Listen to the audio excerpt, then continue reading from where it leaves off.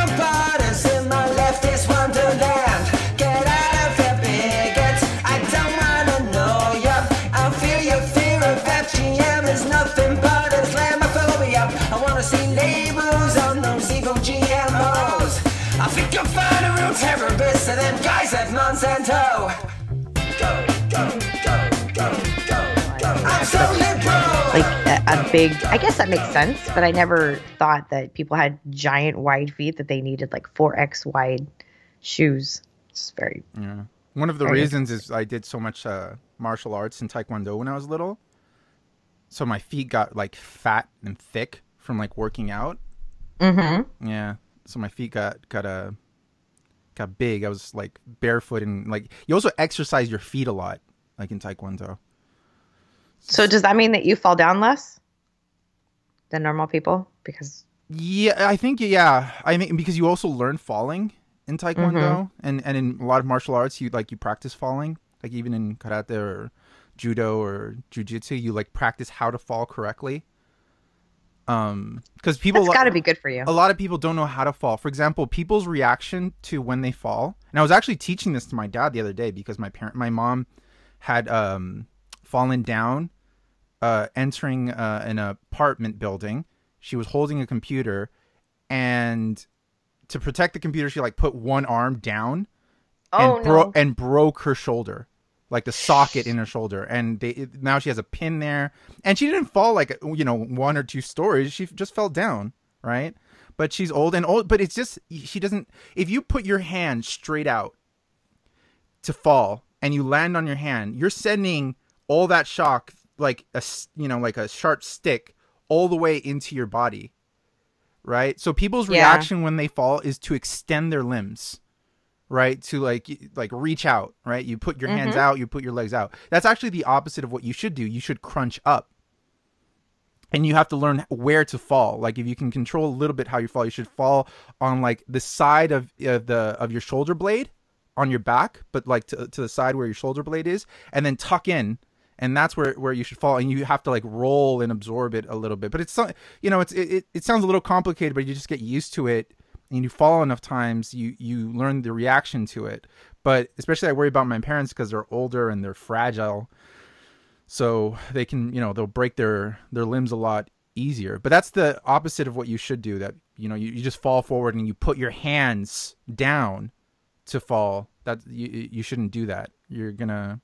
Or your elbow, like if you put something that's just flat and straight, like right into the floor, you don't have to fall far to break something if you do that. Yeah. Yeah. Well, I have degeneration of my bones too because of the early hysterectomy, and I didn't go on hormone replacement therapy, so I break bones easier. That's why I have like the broken back and the broken ribs and stuff. Just from, I got broken ribs from being picked up. So, and squeezed. So that wasn't great, but that happens as you age, and I'm young for that to happen. But add another 30 years, and it's a mess. I have to learn how to fall, otherwise I'm just gonna have tons of broken bones.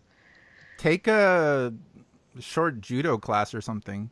That's a good idea. They practice rolling and falling all day long. That's all they do. That's half the class. Is doing that. I don't know if maybe judo, but like what is it called, tumbling? In the U.S.? Yeah, I think that's. I don't know if they have that for like adults. They need to like old like people from 40 onwards or something like 40-year-old up, like tumbling classes or ways to fall, because we're all gonna get old and break shit. So I don't know why they don't do that. It's I was just showing my father how to fall the other day because he has a lot of health issues, but like one of his legs doesn't work as well because he had aneurysm to the brain some years ago. So one side of his body doesn't work that well. So it's very easy for him to fall. So it worries me that if he's going to fall, that he's just going to panic and throw out his arms and, fall down some stairs or something like that. Yeah. Well, even yesterday, because I live up 3 flights of stairs and you have to walk up and down. There's no way you can get around it. But I was walking down the stairs, and because I have that torn labral tear in my hip, I stepped down and my leg didn't do what I wanted it to do. And I started to like feel like I was going to fall. I quickly recovered because, I still have youth and I could still move and things. But for a second I was like, this is really bad. Like I could really get hurt if my leg doesn't do what I want it to do when I step down. It lost, I had no power in it. So it was like, I kind of started to tumble a little bit, but quick recovery and I was all right. Yeah.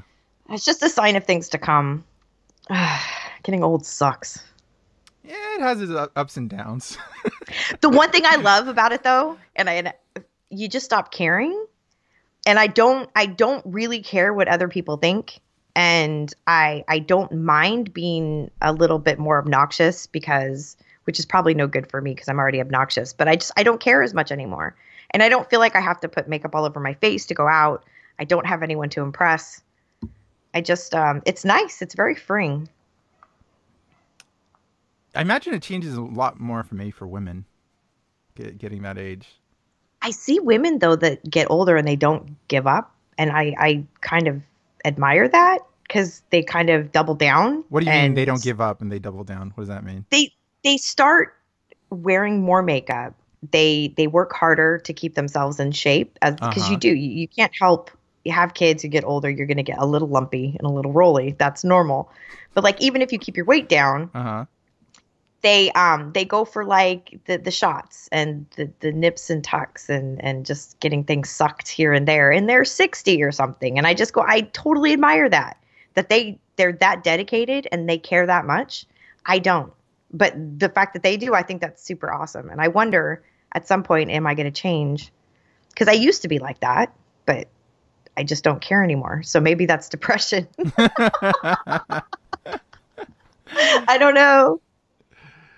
Yeah, I mean, there's not a lot men can do other than just exercise or work out. I mean, everything. So I don't know. Like, as we get older, it's just the same thing, right? Either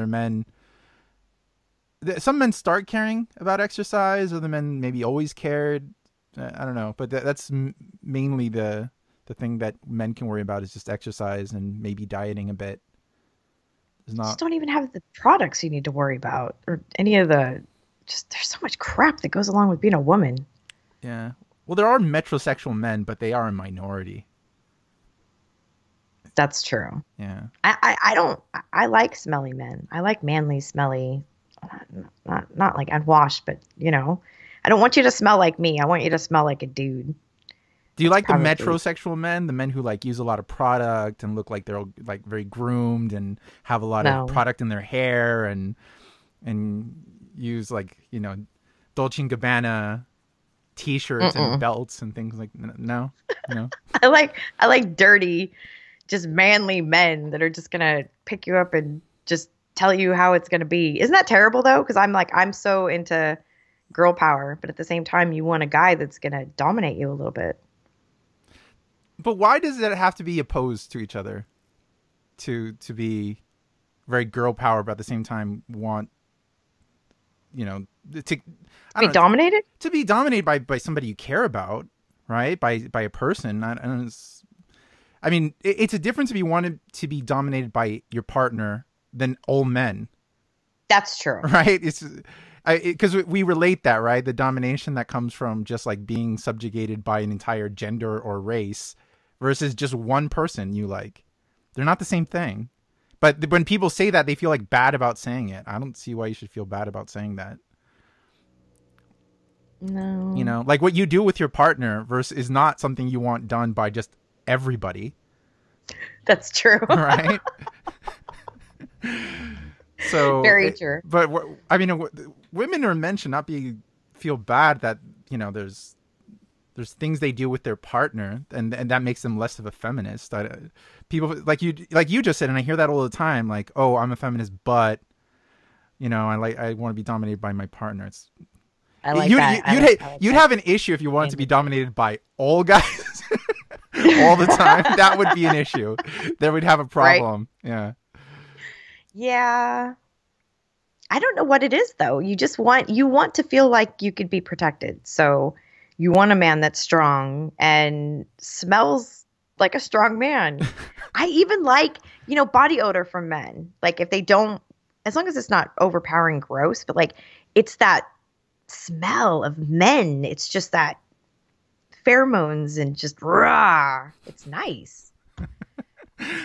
Well, I don't know what you mean, but you're like, I don't feel that way about men. It's Although how you smell is really important. People don't really mention the importance of smell, but you could be the most handsome guy or the most beautiful woman, but if you smell bad, that's it.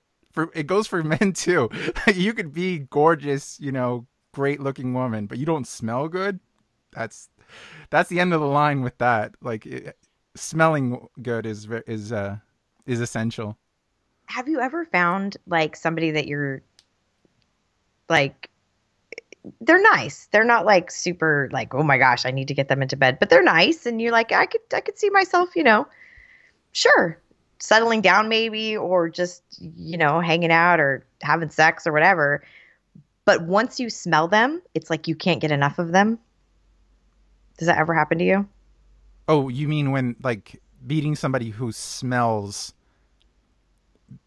especially amazing, like amazing to you, especially. But there's like a thing that the way their body is, nothing to do with the sprays or the shampoos or anything, just the way they smell, and you just can't get enough, even though they may not be what you consider the catch of the year. Do you know what I mean? It's just that there's something about the smell. I know exactly what you mean. And sometimes like it's not somebody I'm necessarily dating, but just because in Chile we say hello by kissing a woman on the cheek, right? We don't shake hands with women.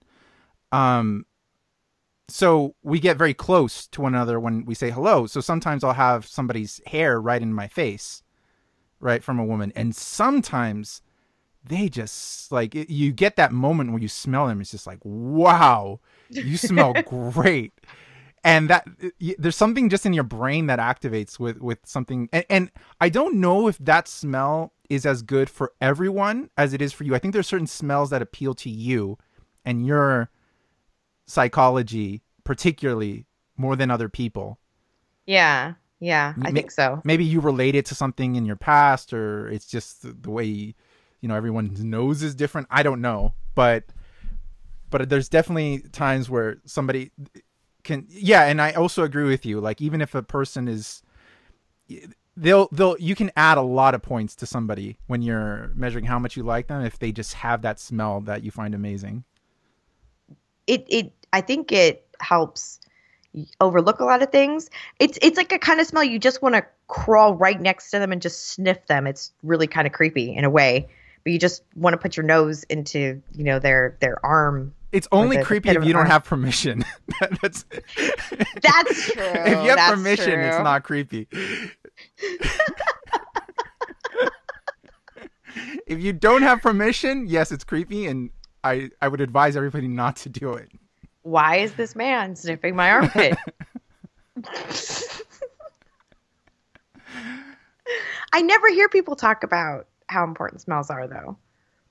No, it's not. It's not something mentioned. I don't know why. Why wouldn't people talk about smell? It's not sexist, I think, to talk about how people smell. No, I don't think so. I don't know. I don't know why they don't talk about that more. Because people just have a natural odor based on what you eat. If you eat a lot of kimchi, you're gonna have kimchi body odor, and you get used to it. Like me, I lived in Korea. I love kimchi, so I smell kimchi and yay. But other people, if you don't, if you're not used to it, it could be overwhelming and very unattractive. Same thing with garlic and onions and. Yep. Yeah. Yeah. So you can't really cover those. So what the people's cuisine and their daily diet of what they eat could make a lot of difference as far as attraction to them. That's interesting. I wonder, because when you eat Indian food and it's a lot of chili and garlic and onion and yogurt and tomato and cilantro and things like that, lots of spices. Garam masala, which is like pepper and cumin and coriander. Anyway. I'm not going to go into how to make a curry, but I think it produces a certain type of warm smell in people, like their natural body odor that comes out. I like that smell. It's like you feel about the kimchi, but I wonder if it makes people like super eating hot spicy foods makes people smell better or worse. No, it just makes them smell. You just smell like the food you eat.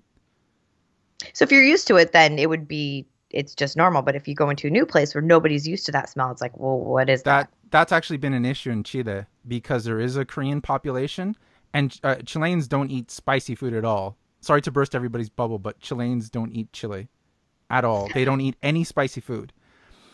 And since there is a Korean population, and it's not like for example, in the US where there's some popularity of Korean food in Korean restaurants, in Chile there isn't. Every time I've taken a Chilean friend to go eat at a Korean restaurant in Chile, it's the first time they've ever gone. They're very just in one sector of the country. It's like a little Koreatown that's called Patronato. How many Koreans are there? The population? I don't know. I'm not sure. I know they're a bit less than the Chinese population. I don't know. Well, let me look it up. Yeah, we need one of those guys like Joe Rogan has. Right? That looks up things real time.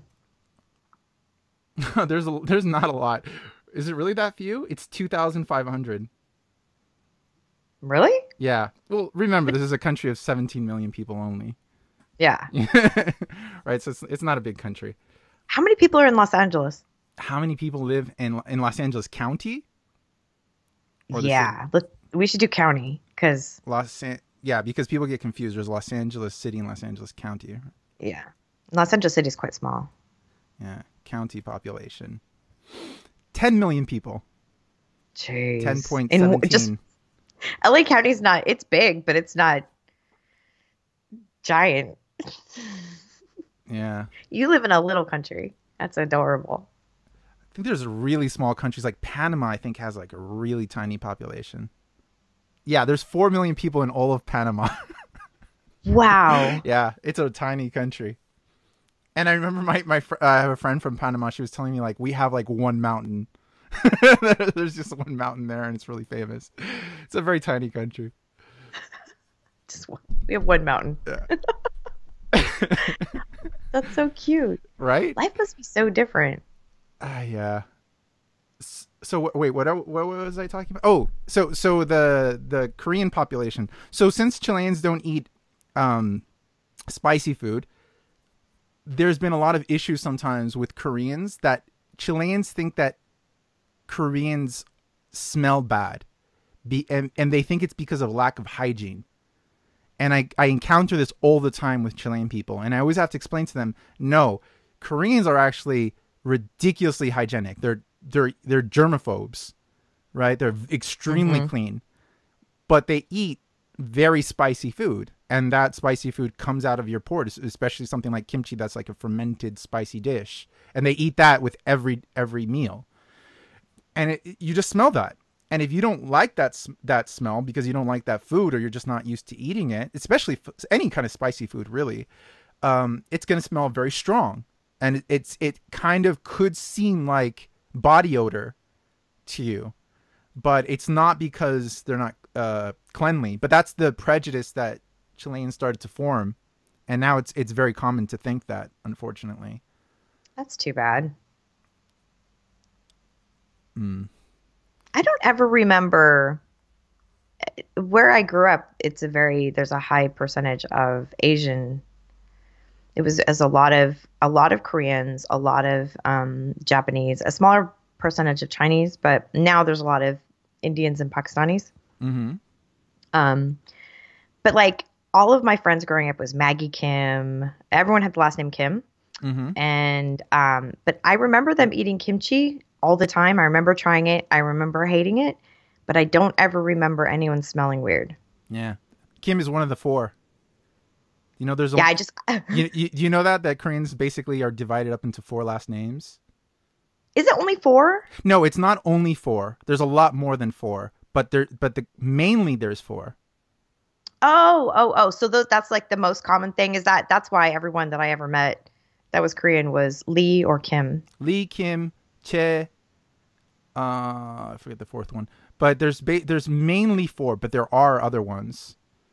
They're just not as rare. But the large majority of the country is divided up into 4 last names. Now, those 4 last names aren't all the same, because the Korean writing for those last names, for example, Lee, there is no Lee actually in Korean. It's E. They only translate it to Western speaking into Lee. And also Choi, there's no Choi in Korean. It's Che. But these things get translated over. But even those last names, there's a hanja, or it's like a Chinese character to that last name. And that Chinese character, I think, it kind of dates back to their ancestry or where they're from. So even when they say their last names, they also talk about the Chinese character of their last name, because there's a Chinese character behind every Korean character. It's complicated because the Korean written language is actually pretty modern. Oh, I did not know that. Yeah, the Korean written language. The spoken language dates back more, but before that, they only used Chinese characters for writing. And then there was a Korean king who invented because he wanted everybody to be able to read and write. And Chinese, because it has well over 5,000 characters, right, to write their alphabet. Like every word is kind of like a letter, right? So their character are going to the thousands, unlike Romanized language is like, it's very confusing, which is like 25 or 26. I get confused because in Spanish there's a bit more letters. There's like there's ñ, there's double L, there's ch. That's considered a letter in Spanish. But so Hangul, which is the Korean alphabet, he created an alphabet of just, what is it? I think like 26 characters, maybe 25. And so you could learn the Korean alphabet in a day, like on the plane on the way to Korea. You could learn the alphabet and read Korean, just not know what you're reading. But those characters in Korean are based off of Chinese characters. So there's like so it's like Latin, right? So there's like there's an origin to the words in English that comes from like Latin or Greek, and you can look up the origin of this. The same thing goes for Korean. You can look at the origin of the word behind it to Chinese. That's where it comes from. Okay, that makes sense. So it's kind of like that. That's maybe makes it easier to understand, like English towards Latin and German and Greek. So it just seems so confusing. Even my daughter with the Japanese that she's learning, it's very confusing. For reading and writing, Korean is the easiest East Asian language to learn. It's very simple, very, very easy characters. To speak it is not easy. Is very confusing. It's possibly more confusing than even Chinese. Wow. Yeah. I can't make my tongue do the things my tongue needs to do in order to pronounce words the way I need to pronounce them. I have that. I can't roll my R's either because I'm inept. Ferrocarril. I can't do it. No. Jen, let's do the white test. I'm gonna do the white test with you. Say cute. Cute. Oh, you pronounced it well. You didn't do it like white women. Where they drop the T, they go, "That's so cute." That's so cute. Oh my god. Oh my god, yeah. That's so cute. No, I can't roll R's. That's my biggest problem. Can't roll an R? No. Pero. But pero, you need to roll your R in order to make the two different words. Right. There's but, which is pero, and then there's a dog, which is perro. Perro. I can't do it. I have problems. Yeah, like a trolley in Spanish has double rolling of the R. It's ferrocarril. Ferrocarril. So you have to roll your R twice in the word. So it's a good way. They use that word a lot to practice. At least I had to when I moved to Chile. I used that word a lot. It doesn't matter how much. It's like with the rolling of the tongue. I have been able to do it successfully one time. And I let my tongue go super loose. and somehow I made it work. But that was years ago, and I have never been able to recreate it. No matter how many times I've tried, there's something about it that just letting loose. I can't. I'm too tense. Maybe that's it. You really do have to let your tongue go in order to roll those R's. Yeah. It's very hard to learn a new language. I've been tempted at times to learn Arabic, but because I've learned new languages throughout my life, I was born in the United States and then learned Spanish when I came to Chile, and then I learned Korean when I went to Korea. And I know the investment of time it takes, and it's so many hours for years that you would have to invest to learn a language that I'm not really at that point anymore to invest in learning a language. It's compared to the time I could spend just reading books or, watching a document or just doing other things that are, I don't want to say more productive, but just to learn a language is just about at least 3 hours every day for 2 to 3 years if you want to speak it well. That's what it takes to learn a language, especially a language that's very different from your own. And I'm just not willing to do that at this age anymore. If you were a linguist and that was your thing where that I could see you investing time in learning a new language. It's Arabic though. Do you know easy. there's some linguists who don't speak second languages? Wait, what? What? You know who's one of the most famous linguists there is? Noam Chomsky. He doesn't speak a second language. And I read this in another book by another linguist called Daniel Everett. He was talking about Chomsky, and he discussed how this was in a book that I really love that's called Don't Sleep There Are Snakes. And Daniel Everett went to live in the Amazons with a group of people called the Piraha to learn their language, and they had a very complex, interesting form of language. And also they were an atheist tribe. They didn't have any kind of mythology. And he went there as an evangelical Christian, to try to convert them decades ago. And he became an atheist because it's very complicated. But the main thing about what I'm talking about now is that he was talking about Noam Chomsky's theories on language. And he was even mentioning how Noam Chomsky had never really lived in a country or never even experienced a country with a foreign language. And he didn't speak a second language himself. I'm in shock. So, and he has some of the most famous theories on linguistics. Now, I'm not a linguist, and even in the book I was reading, there's a lot of parts about linguistics, and I can't really follow it. But that shocked me as well, that there are linguists who don't speak a second language whatsoever, but they have theories on how languages work across cultures. And how can you develop theories on that if you only speak one language? Because I speak 3 languages. 2 are similar, Spanish and English, and then another one that is extremely different, like alien to the other ones, like Korean. And that has given me a lot of ideas and a lot of expanded my thinking about language and culture and how language relates to culture. But I just don't understand how somebody could be a linguist or a famous linguist and speak only one language. Doesn't that seem odd to you?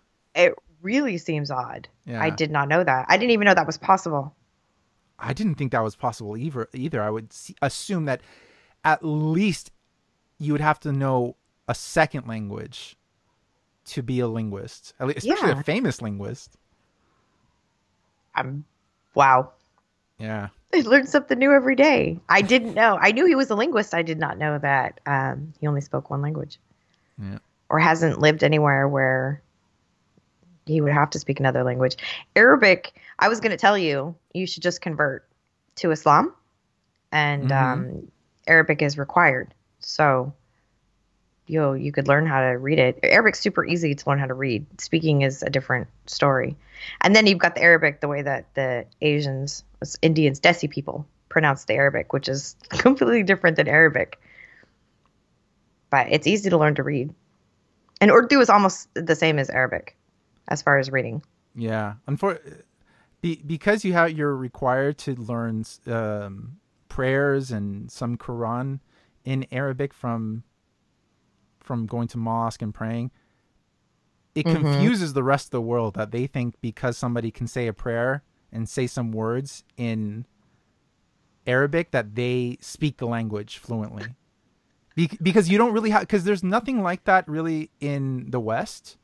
Like you could be a regular churchgoer every day of your life and never know how to say anything in Latin or anything like that, especially long phrases or reading or anything like that. There's nothing like a second language to do that, and most people can't speak a second language. So when people hear that, they think, "Oh, look at you! You're saying these words very fluently and well pronounced. You must speak the language."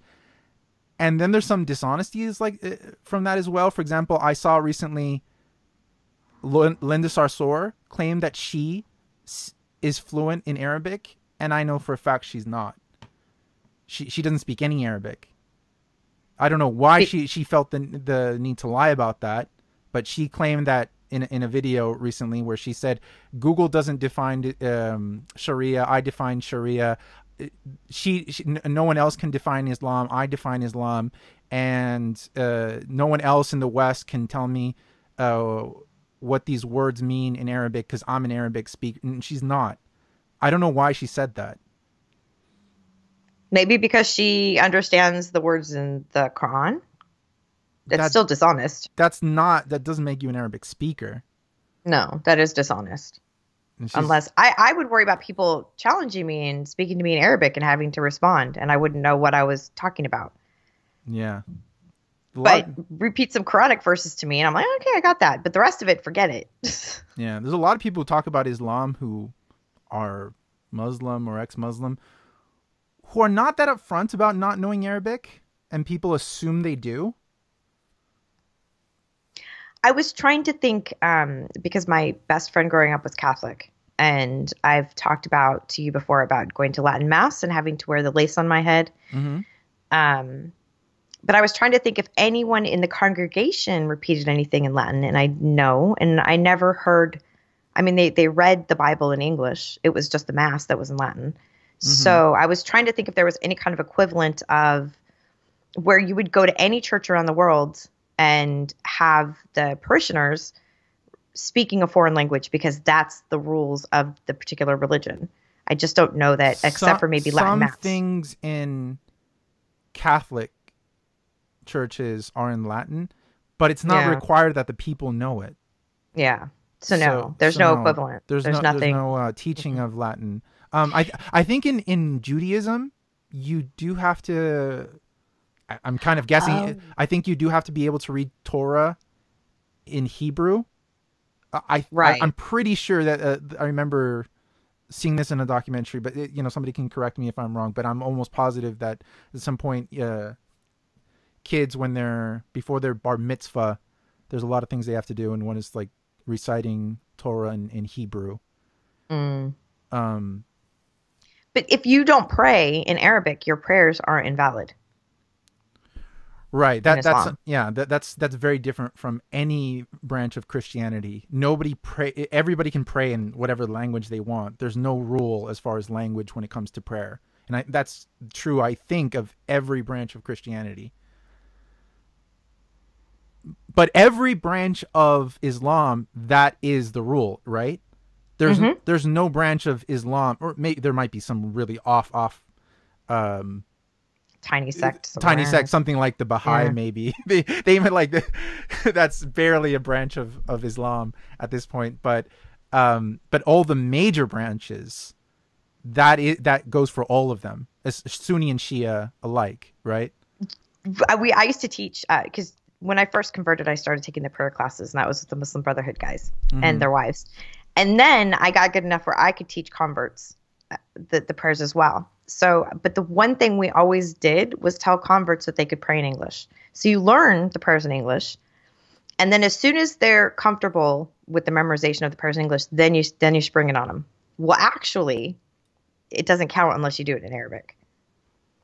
But you never tell them that in the beginning, because how wonderful Islam is for the world and how it's all encompassing, and anyone from anywhere can be a Muslim and pray. And then you spring it on them. Always.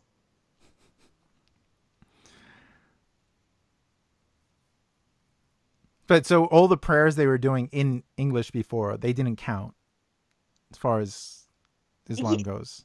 it's a gray area. It's because Right. if you don't know Arabic, Allah will accept your prayers. But if you can do it in Arabic and you're not doing it in Arabic, then it's no good. It's not I valid. don't think that this is widespread. Telling people in countries where they don't speak Arabic that they could do their prayers in another language, like in Indonesia or Pakistan or No, India. they require it in I- Arabic. I don't think that when kids are young, they're like, oh, you can do it in our national language. You could do it in Urdu or something, but you have to do it later in Arabic. I don't think that's how it works. They have Nope. madrasas, right? Quranic schools from the day they're born, pretty much, and from Oh, absolutely. preschool, It only so- worked with converts. It was Right. only with like English speaking converts. It was a way Right. to entice them and to make them feel more secure and then hit them with the truth later on. For people that were born into the religion in Pakistan, there was no alternative language. It was or Arabic or nothing. Right. Yeah. Yeah. Yeah.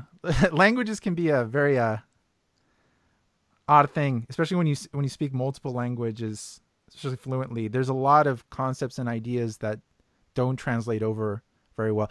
But I will say that as a person who works in translation, I know and I speak languages that are extremely different, such as Korean, and there's so many words or phrases that are either difficult to translate over or almost impossible. That being said, it's not true that Muslims tell Westerners if you don't speak Arabic, if you don't read the Quran in Arabic, you can't understand it. That's not how language works either. Even sometimes when it's difficult to translate something, doesn't mean it can't be translated. Everything can be translated with difficulty. What about the parts of the Quran that they can't read? That is gibberish to them too. Right. We got to wait for the meaning of those words. Yeah, but no, there's some. But you can always translate things over, just with difficulty sometimes. But also when you have that trouble translating something over, for example, I encounter this all the time working in translation. There's a word or two, or maybe even the phrase itself is hard to translate over. Sometimes it's almost impossible. Now, that doesn't mean that if it's like a 5-page story or theory or something, like an essay or something like that, that doesn't mean that the entire thing cannot be understood or translated. You're just going to have one sentence that's going to be, a little bit lost. Now, as a Muslim, yeah, that one sentence, one word, when that word hangs on whether you're going to live your life a certain way or not, I understand when they say between each other, yes, it matters a lot to know this one word, because if you don't know this one word, it's the difference between eating this or not eating that, doing this or not doing that. Between each other, saying that makes all the sense in the world. You have to know Arabic and you have to know the roots of the word and all this stuff. Between each other, perfect. But in a general sense, if your life is not hanging in the balance of this book and you just want to understand the general concepts of what the Quran says, as a translator, I know for a fact that's just bullshit. You don't have to know every word. For example, it's not that the New Testament where Jesus is being crucified. Yeah, there's some words here and there that like maybe the word for nail was something else, or et cetera, et cetera. But it doesn't mean that the entire story, it's not about a Jew being tried and put in and being crucified. That it was actually a story about a guy named George who liked to dress like a bunny, right? It just can't be that different. It only matters to Muslims. It only matters to Muslims. Yeah, like exactly. like the difference between hitting your wife or lightly or beating, that only matters to Muslims. It doesn't matter to non-Muslims. Exactly. For example, beating your wife, and they argue the stick, right? Well, the stick was an actual stick. It was the size of a toothbrush. They'll argue, and the word for this and that. Like, that's a perfect example where they're nitpicking words that can make a huge difference. Oh, am I beating my wife with a small stick or a big stick? You can actually see women, debating this stuff in hijab. Oh, our husband's supposed to beat us with a small stick or a big stick. Now, they think they're being very nuanced when they do that. I, as an outsider, watching two women debate how they should be beaten with what kind of stick looks completely psychotic to me. And it doesn't matter from my point of view if the stick is big or small. If you're debating how your husband should beat you, you've already got issues. I don't care if he's beating you with the most limp, small, like a Nerf style, stick, something that you would barely feel. It doesn't matter if He's still disciplining you. If you're debating how your husband should beat you, that's an issue in itself. It doesn't matter the size of a stick. So in their context, when they're talking about the importance of Arabic and the words and that, oh, you outsiders cannot understand this, they're right. I can't understand what it's like to be sitting there debating the size of the stick which a husband should be beating you with. I can't understand that. And if I spoke Arabic completely fluently and I was an expert and knew the origin of all the words and I could figure out if the stick was small or big, it still would not change my point of view that looking at this, watching two women debate, and I can actually, if anybody wants, there is a video of women who are in Hezbollah Tahrir, a kind of extreme Islamic group, and this it has branches all over the world. And this video came from their branch in Australia, and they put this video on Facebook of two women talking how their husbands should beat them.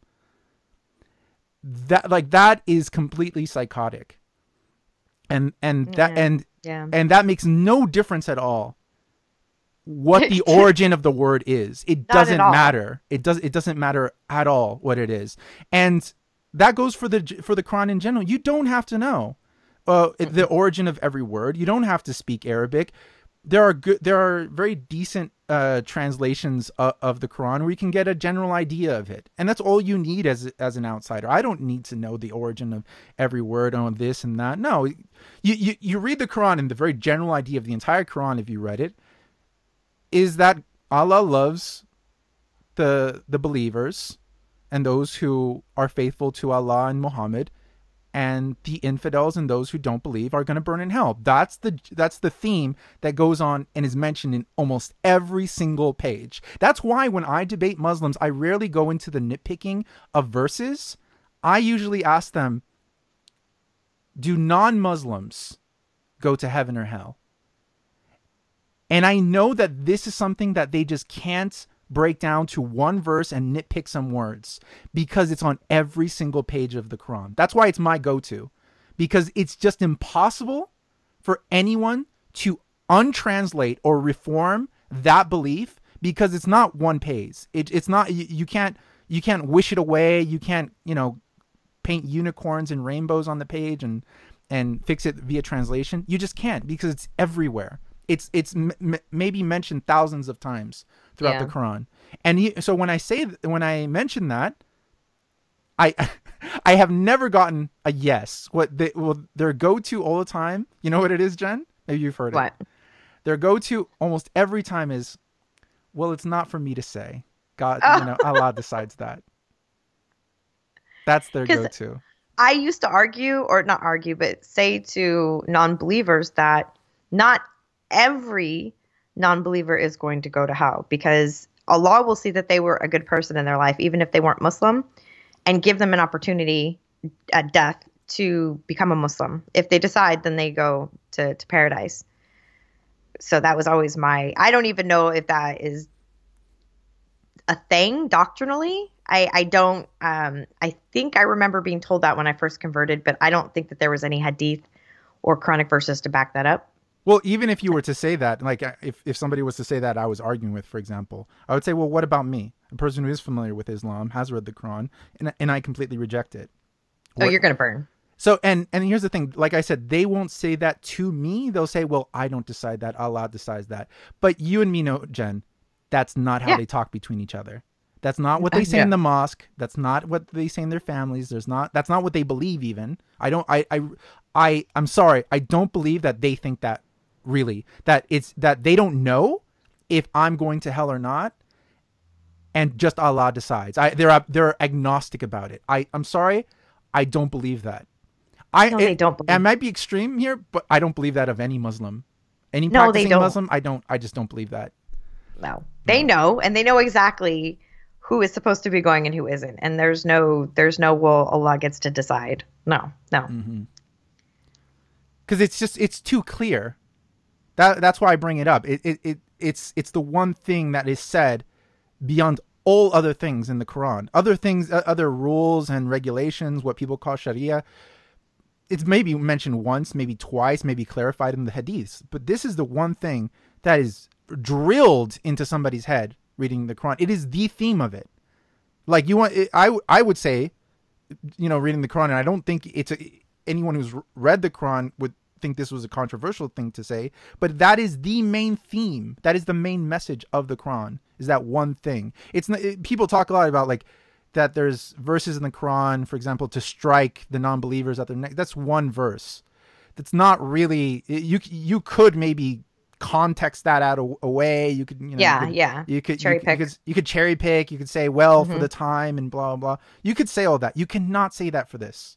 You cannot. It is the main message of it, is that non-believers, non-Muslims who don't accept Allah and his prophet will go to hell. It's so, as a Mormon, I was taught nobody goes to hell. There is no hell except for apostates. It's only people Mormons that go to hell. And believe that? Yeah. Yeah. It's called outer darkness, so it's not really hell. And it's like you never existed. And it's only for the Korihor, which is the Antichrist and the apostates. Everyone else goes to the 3 degrees of heaven. It's kind of like Islamic heaven, because there's degrees in Islamic heaven too. Well, this comes from Christianity as well. People don't believe this anymore, but it was. I mean, anybody who's read Dante's Inferno and older Christian doctrine, there was levels to heaven and levels to hell. So Mormons just took that, and they have the 3 kingdoms. And it's only that highest kingdom where you get your own planet and multiple wives and stuff. Same thing with Islam. And it's only the highest, I think it's the 13th, I forget now, where you have the virgins and the paradise and the rivers of milk and honey and things like that. The rest of it is just supposed to be paradise. Yeah, people forget Jehovah's about Witnesses are weird too.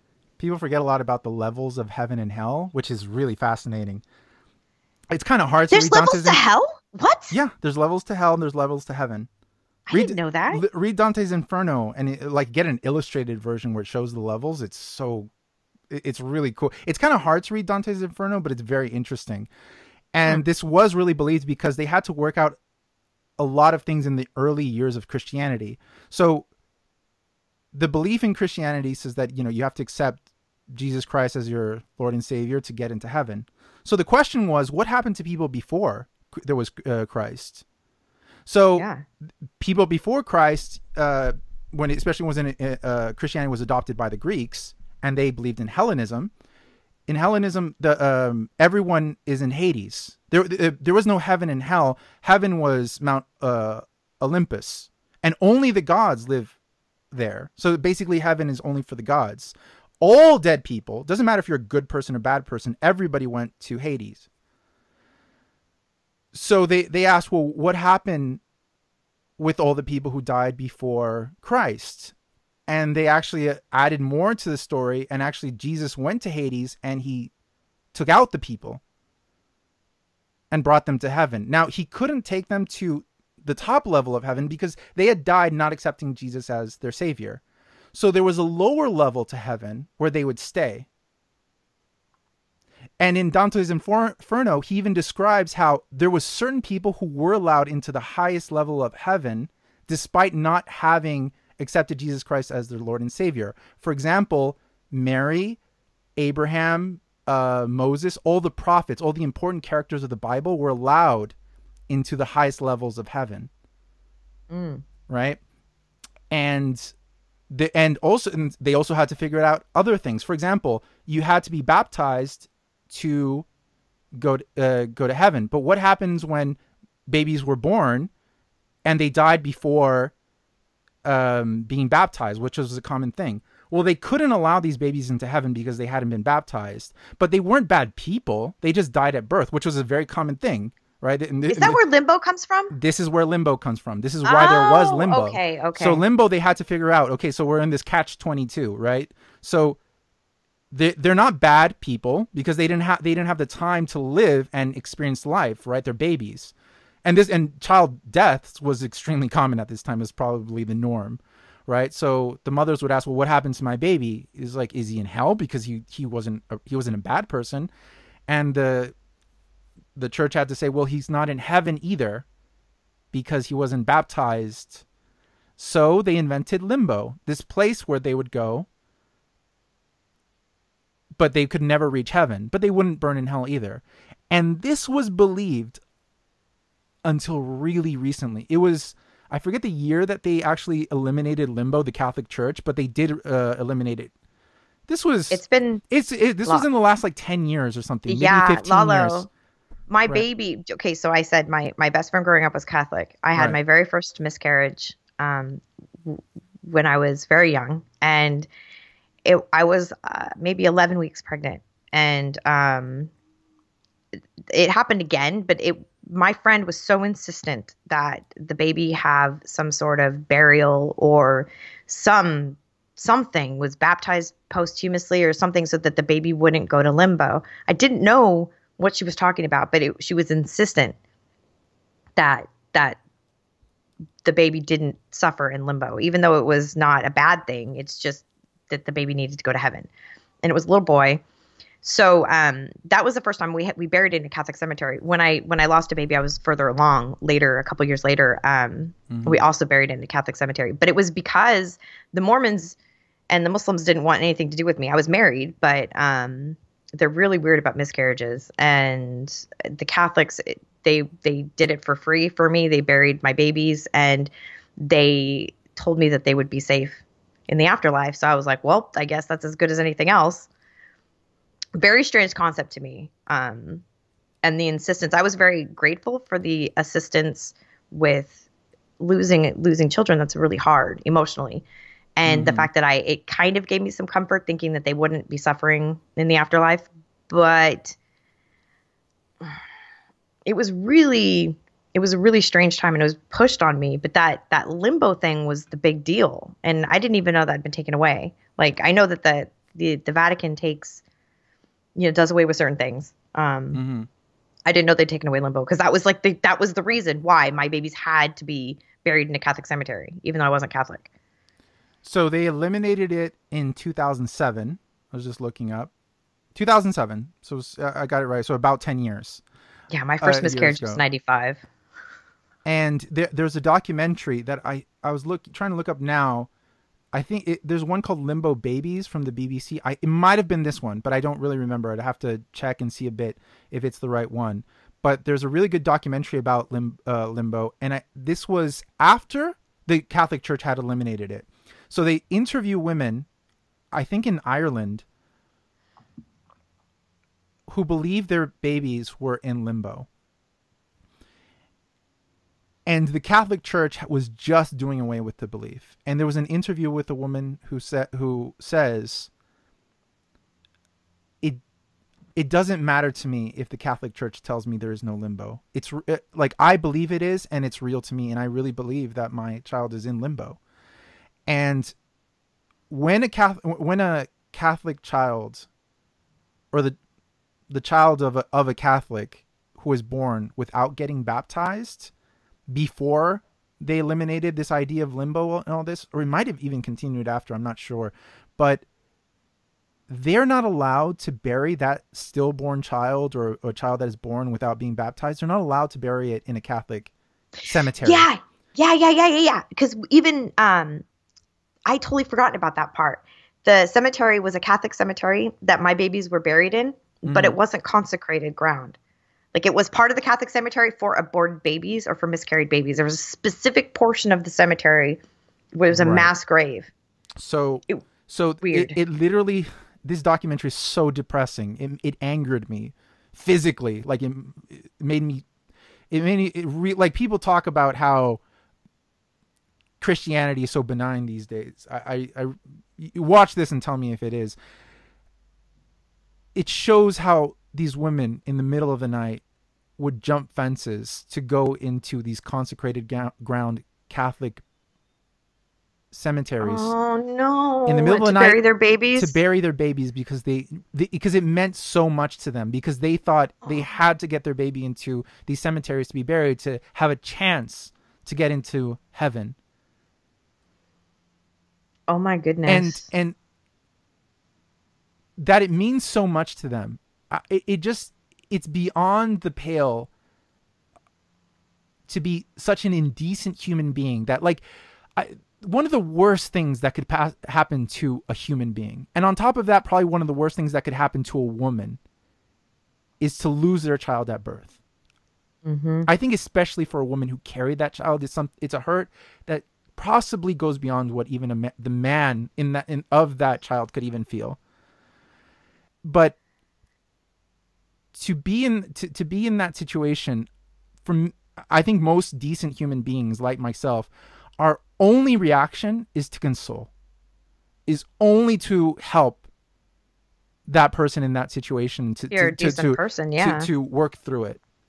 And to tell a woman that their child is in limbo and that they can't bury that child in a certain spot that would make them feel better, but just because of dogma, just because of doctrine, that you're adding to that hurt. I mean, this documentary is very telling when people say, even if religion isn't true, at least it's consoling for people who lose loved ones. Watch this documentary and tell me if that's fucking true. Because that is not true. Because any person who's not religious and is in that situation with a woman, if they're just a normal, decent human being, they'll just do anything to help console that person. But religion and her belief in religion in that moment was telling her, both her own belief and the Catholic Church were telling her, your child is not in heaven and they're in limbo and you cannot bury that baby in our cemetery. How the fuck is that consoling?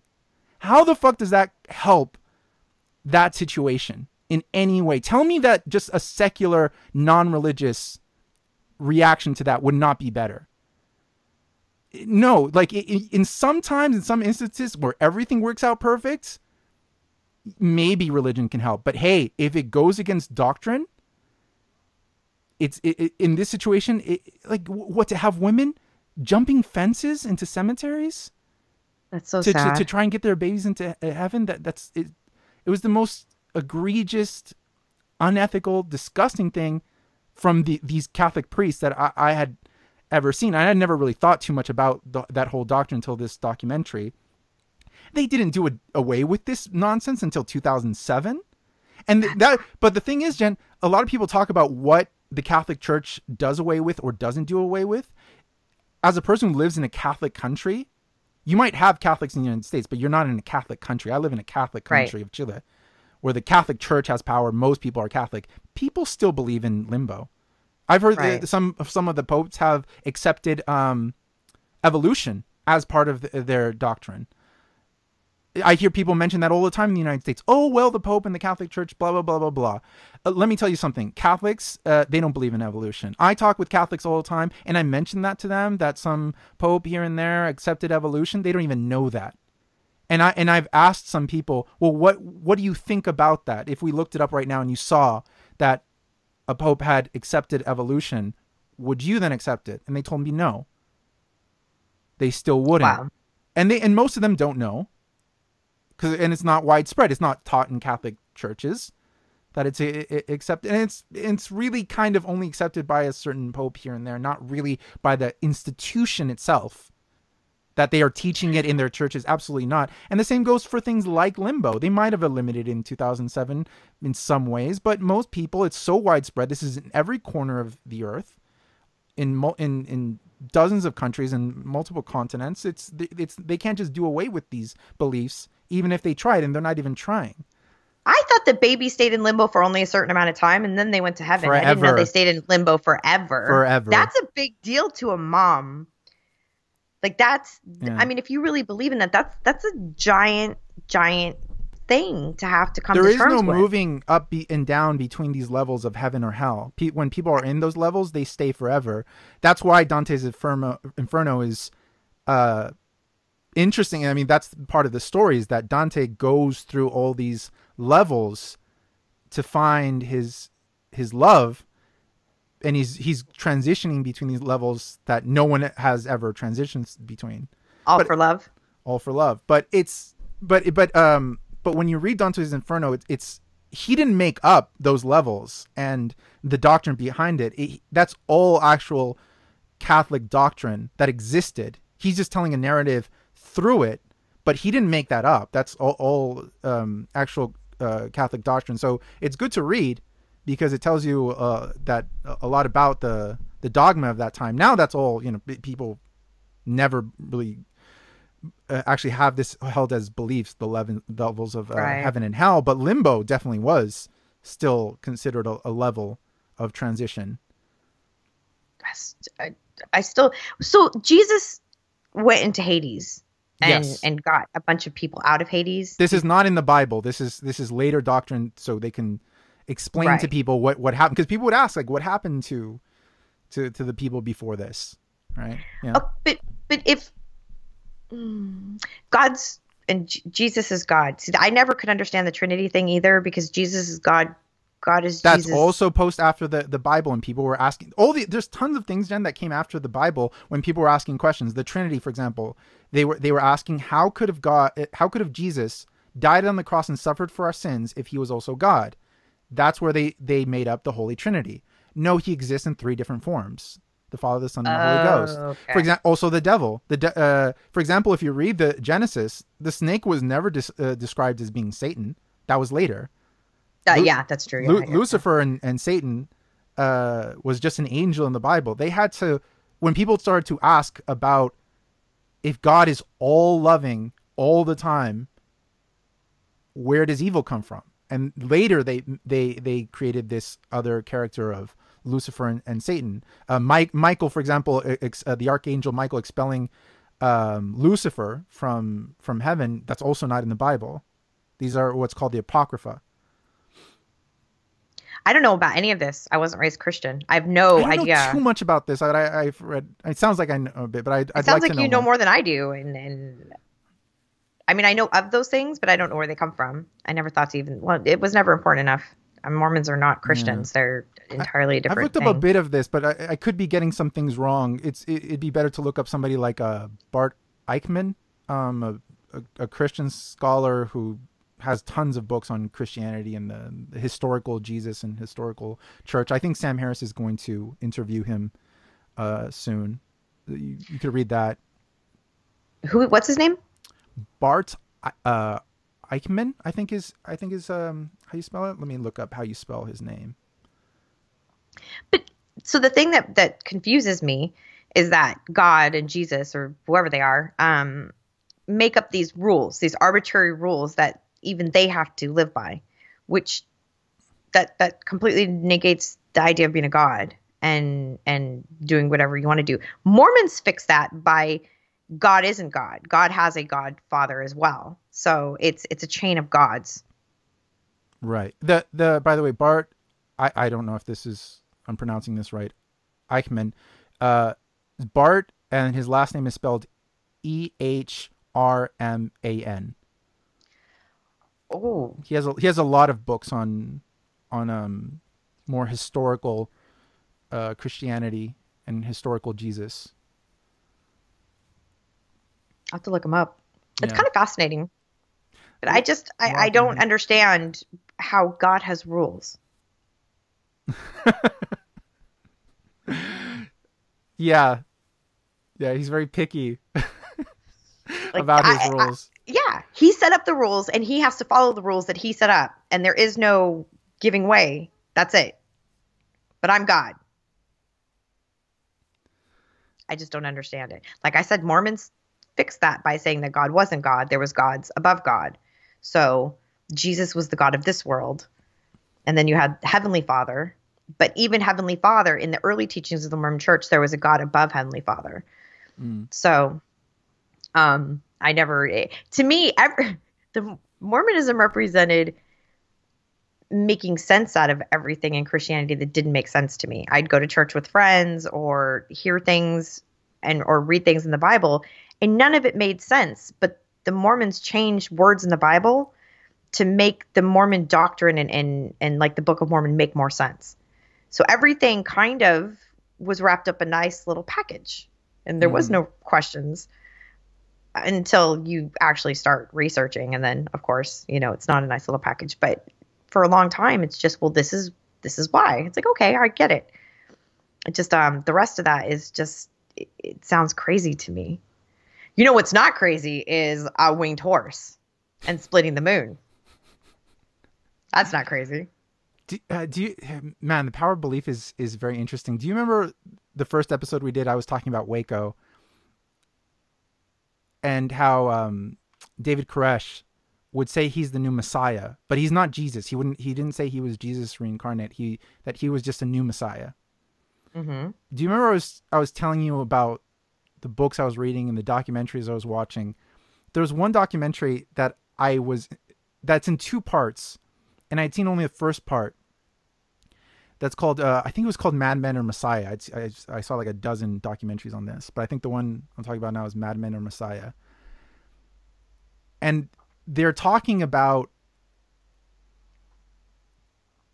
Waco, Texas, and they're interviewing people who were part of the Branch Davidians, who are in Waco, who are in the Ranch Caramel, the property they were on.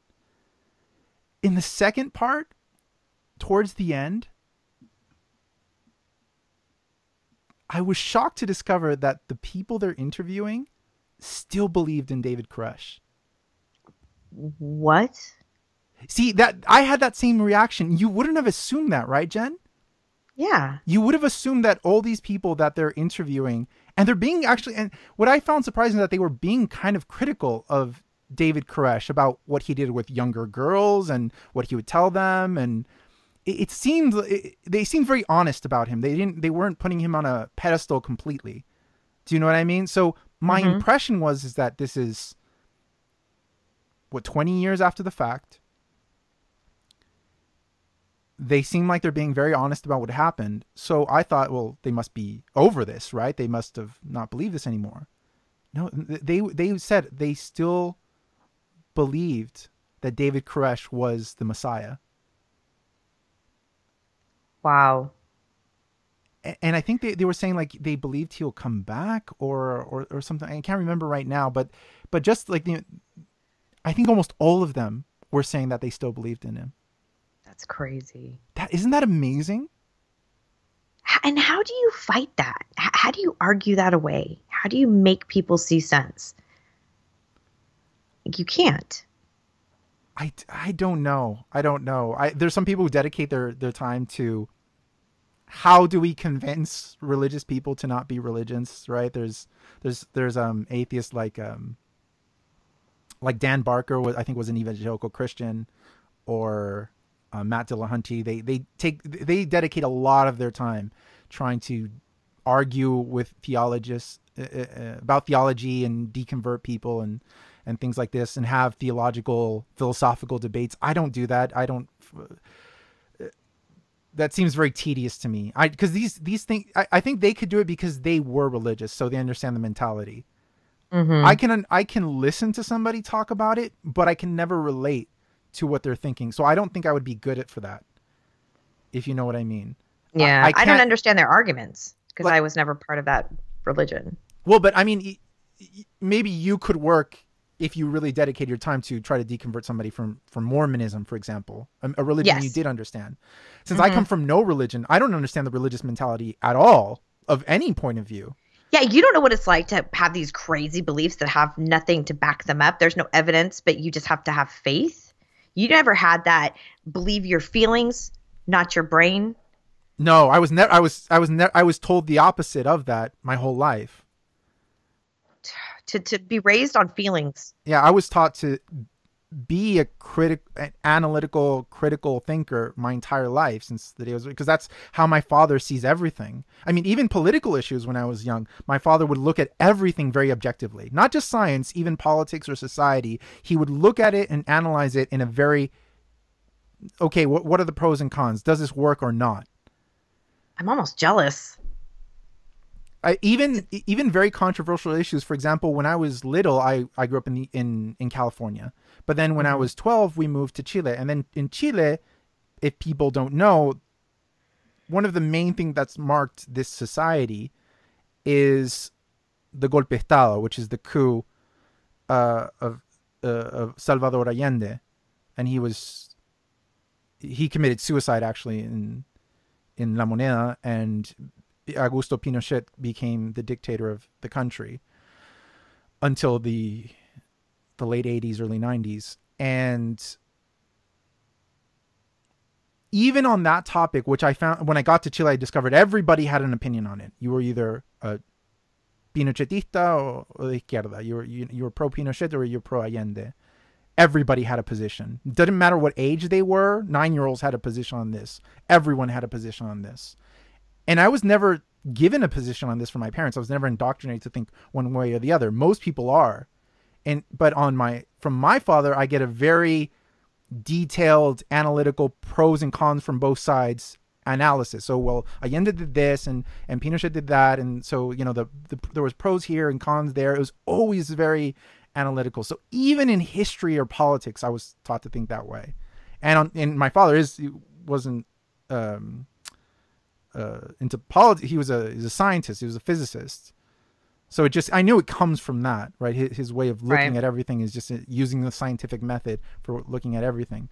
So to hear people's belief in religion, to me, or not making any decisions unless you pray on it and get the feeling to make that decision, to actually encourage you to not think. That's a new thing to me. But even when I was little, just hearing people's religious beliefs, even as a little kid, you thought that was weird. That's so that's what I was going to say. Now I think it's weird and crazy and even a little funny. When I was a kid, it actually scared me. It did? Yes, religious beliefs scared me. Because imagine hearing a person's religious beliefs if you had never heard of them before. Imagine somebody coming up to you and really sincerely, they're not joking. They're like, I praise Fred. And Fred was a guy who lived in Texas, and a bunch of people in his community cut up his body. And because they cut up his body, we're all free from sin. And I praise Fred, and I love the fact that he was mutilated and cut up into little bits. And I have a thing hanging around my neck representing the mutilation of Fred. And if they really, they're not kidding, they really believe this.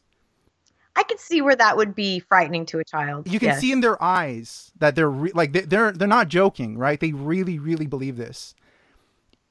If this happened to you today, you wouldn't be laughing, you'd be scared. Right? Well, yeah, I'd worry that person was crazy. So when I was little and I heard religious beliefs, they were new to me, and they didn't seem normal. They not only seemed crazy, but they seemed kind of scary. They seemed like they were saying crazy things, like, like there's ghosts and people going up into heaven, and there's, Jesus being mutilated, and this is it's just very odd to hear this as a little child from other people and other kids or adults, right? Because sometimes you'd have a friend and I'd go over into their house and the parents would talk about this. Well, I spent most of my childhood terrified. I think we've talked about it, of like spirits and demons, Satan, and being possessed. It was something that I genuinely was I would scare myself to the point that I would almost pass out. It's crazy. And I was introduced to those ideas. So as a kid that's never been introduced to those ideas, all of a sudden having somebody tell me those things and really genuinely believe them, I don't know if I would be more terrified if it was just the one person or if everyone else around me also believed the same things. But to me, that would be really difficult. I don't know. It would be crazy to try to wrap my head around. As it was terrifying.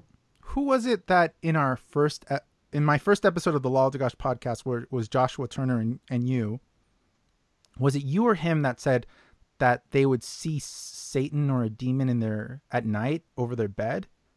I think it was real. I think that was him. I saw Satan in like it might have been mirrors. Him, huh? Yeah, it was him. And then in like we had big sliding glass doors because we had an addition to the house, and in the reflection of the sliding glass doors, I would see Satan, whatever I thought was Satan. Didn't you tell me in the last episode that you believed in Bloody Mary until you were an adult? Yes. You believed it was real? Yes. Until what age? Like 18, probably 19. No, more than 18 or 19. Probably until I became a Muslim. Like, I'm really a fanatic Muslim, where those kinds of things I knew weren't true because Allah didn't allow that was satanic. That's why you stopped believing in Bloody Mary. Yeah. Oh my! I can't understand that. Your brain at that point, Jen. But I believe people. If you talked too much about demons, you could be possessed. Literally. See, imagine like I'm a kid, Jen, and I'm hearing you. Imagine if you said something like that to me, or Joshua, who said that he would see Satan over his bed, and you guys weren't kidding. You guys really, because I would see stuff at night after seeing Friday the 13th or something like that. At night in the dark, right? You wake up with like a nightmare. You see something in a room in the dark, but I still know it's not real, right? I know my brain is playing tricks on me. If I encountered you guys when I was 9 or 10, younger or something like that, and you guys were telling me this and you really believed it, I'd be kind of scared of you guys. Do you see what I mean? That makes sense. Yeah. No, so it's not that you're scared of the ideas of the scary things. No, I was scared that you guys sound crazy to me. Right. I'd be scared that of makes you sense. guys. I'm scared of you guys. I'm not scared of the demons being real. I'm not, because I know it's not, but it scares me that you guys really believe this. It's like finding another kid who believes in Santa Claus when you don't. That's funny. Hearing this stuff is not funny. It's scary. That is completely foreign to me. I see it now as an adult, but I couldn't even imagine not being afraid of those things and being afraid of the person because they're crazy. Well, for example, I still think this still could you could have this feeling of being scared of the person. For example, if you find yourself with a Catholic or a Sunni Muslim or an evangelical Christian or a Scientologist, you're familiar with their religion, despite how crazy it sounds, right? Mm-hmm. But you know that their craziness is not necessarily conducive to violence in the moment with you. But imagine if you met a person from a cult and they were telling you about their beliefs and you had never heard them before.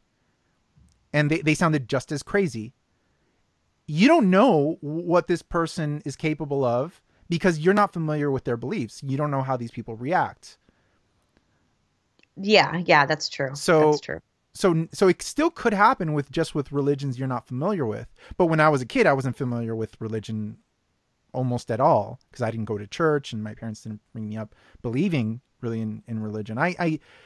I knew some things. I knew a little here and there. I knew generalizations. The religion I actually know most about was from a teacher who was talking to us about the Greek gods, and I thought it was so cool. Oh, the Greek gods and the Roman gods were so awesome. Because they sound like comic book characters. That's really what it is, right? I would read X-Men and Batman when I was a kid, and then you read about the Greek gods, and they all have superpowers, right? And just like superheroes, they each have their own particular power. Like Poseidon controls the ocean, and Zeus has lightning bolts that he literally got that power from, I think, the Cyclopses or something like that. Like he was given that power by somebody else. So it sounds very comic book like. Yeah, that's why it was so cool. That was awesome. I was like, I want to know everything about these guys, and they do battle and they can kill each other, and and there's sex, and it's just way cooler than what I was raised with. Yeah. It sounds awesome when you read about the Greek gods, but that's insane. I mean, the whole concept, looking back now, it's crazy to me. It's crazy to me that I ever really genuinely believed any of that stuff. It's crazy. People scare me though when they have, even when you said like Sunni Muslims, and I know that they're extreme or that they're capable of it, and even though at the moment they're fine, but if I came out and said, by the way, I'm an apostate, or I think that Muhammad was, a child rapist, a horrible warmongering race, horrible thing, right? Mm-hmm. I don't know. I mean, because I know the religion, I know what they're capable of. I know that I may not be safe, which is scary. So even as Well, that you're describing a very particular situation, though. You're like, you're in with a person who's very extreme, probably from the way they dress and the way they talk, and you're saying things to them insulting their religion. Yeah, if you add to that, maybe if they didn't come from the West. That's true. It would have to be a very particular situation. Like, I'd have to be over there. I'd have to be saying something. Yeah, that's true. Like, for example, the situation of Mashal Khan, the Pakistani university student who was in Karachi, that he's in the dorms and he tells some other students, how did Adam and Eve make more children? Or how did the population continue to progress without incest or something like that? I think he was asking. And they thought it was blasphemy, and thousands of students came the next day and dragged him into the courtyard and beat him to death. If you're in a country like that around very extreme people, you're literally, your life could be in danger from mobs of people. Not just one, but like mobs can show up and kill you. So I asked the same question about Adam and Eve. Yeah. And it was incest. Yeah. So some major religions in some parts of the world, they can work as cults in big populations of people, in the millions. Well, sometimes. Islam is a cult for sure. So I don't like. I don't like to say something is a cult. I think cult to me is a referral to the community, not the religion. It's how that would be Sunni. Well, Sunni Islam. That would be. No, well, it would, like, here's the thing. You could be a Sunni Muslim in the United States. Like, so let's say there's some Sunni Muslim family in the U.S. and their daughter goes to school. Now, if they don't live around other Sunni Muslims and their daughter's going to a public school and they're the only Sunni Muslim in that school, they're not in a cult. Because there's no cult atmosphere. To me, it has to be a community. It has to work. But what about the beliefs? If even though they didn't live around any other Sunnis, right? Mm-hmm. So if her parents, you don't know what their belief system is or how. No, then their beliefs could be extreme. And then she can't leave. If you can't leave safely, that's a cult to me. Yeah. Oh, so even in that situation, you're right. The family could be a little cult. Yeah. Right. That's true. You're right. The family in that case, even if they're like the one family, they don't live around other Muslims and the daughter's only in a school where she's the only Muslim. There could be a cult like atmosphere in the family where she's isolated in the household. She's not allowed to have internet or watch movies. She's very common. That's very common. That's true. Yeah. So the family in the house itself, that one family could work as a cult. Okay. So what I'm doing is I'm extrapolating these individual kind of cult-like environments, the families, and extrapolating that to mean all of Sunni Islam, where that might not be the case. Well, it's true that there's some religions that the only way you could really practice it is in the cult-like atmosphere. For example, so what about Mormonism? So, for example, Scientology. Right. There's no secular Scientologists. Right, you can't leave the Church of Scientology and still be kind of practicing Scientology. There might be a person out there who does that. I don't know, but that's not really how it could work, right? Yeah. I think Mormonism is similar. There are other religions where you could practice the religion completely isolated from other people, and maybe that's even the way you should practice it. For example, Buddhism, there's no really concept of the cult, of the community. I consider any religion that shuns those who leave, that teach the members to shun and to kick out the ones who've left, a cult.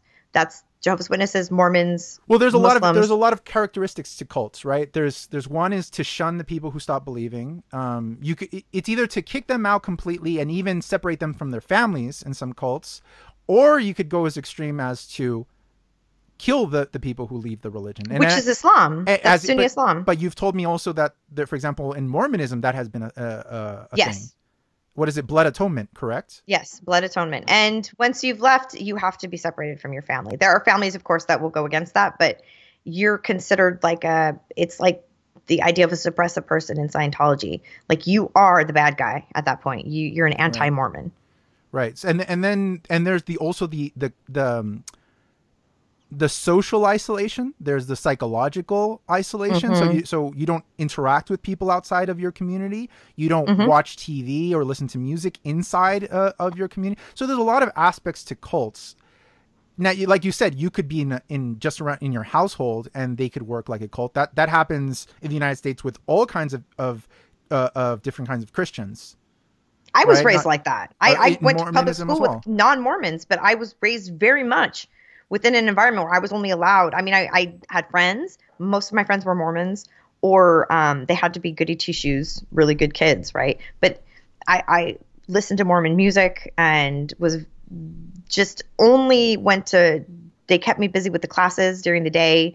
And then after school, you had the classes to learn the doctrine. So you didn't have time.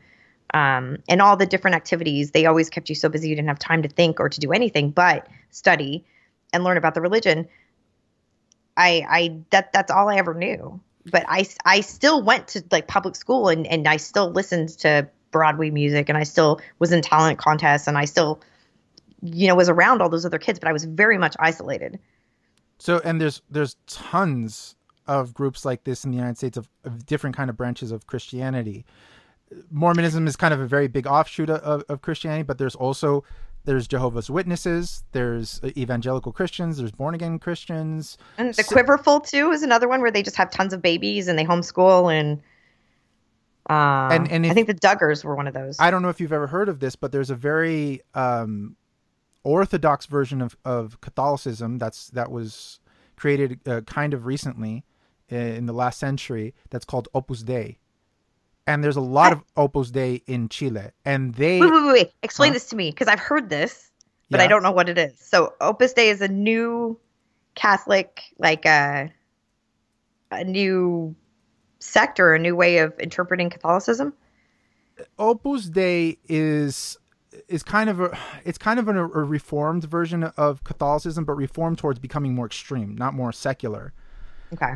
And it was founded by a Catholic priest named Jose Maria Escriva in Spain. Mm-hmm. And this is in the early 20th century. And I forget a lot of the details to it, but basically he founded this more orthodox version of Catholicism. I think he received a revelation himself, and so they're kind of considered outside of the Catholic Church, but I think one of the popes had made this priest a saint, I think, or they do praise him in some way. So there is some connection actually with the Catholic Church, but they're also considered not exactly Catholic. It's complicated. I forget a lot of details about this, but there's a lot of Opus Dei in Chile. They're usually more upper class rich people, and they live very isolated. Cult-ish. I don't know if completely cult, like they don't live on compounds and things like this, but they definitely isolate themselves from the rest of the world. So there are even Catholic cult-like atmospheres of this. There's all kinds of different cults, but what I was getting at is that when people say Islam is a cult, you have to be careful. Are you describing the religion?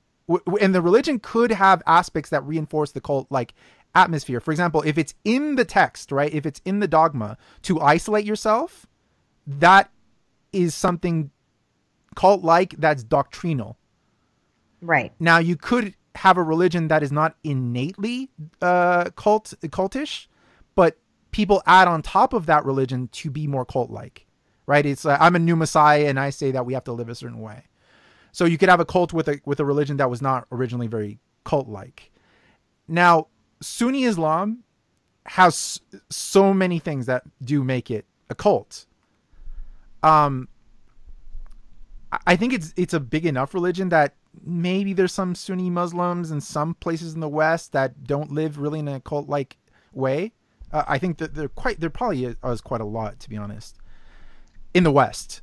But it's really only Islam, I think, in the world today where you have countries where the country itself is the cult. For example, Saudi Arabia, where almost the entire country is of that one religion, most of it. The entire structure of all society, not just some communities, right? For example, like we have compounds in the West where people live in a cult, correct? Right. In Saudi Arabia, they have compounds where people live outside the cult, like in Aramco, or in these for expatriate foreigners where women are allowed to drive, and it's basically Westerners working in... It's little America or little Britain. You have all the same freedoms. So for them, that's the cult.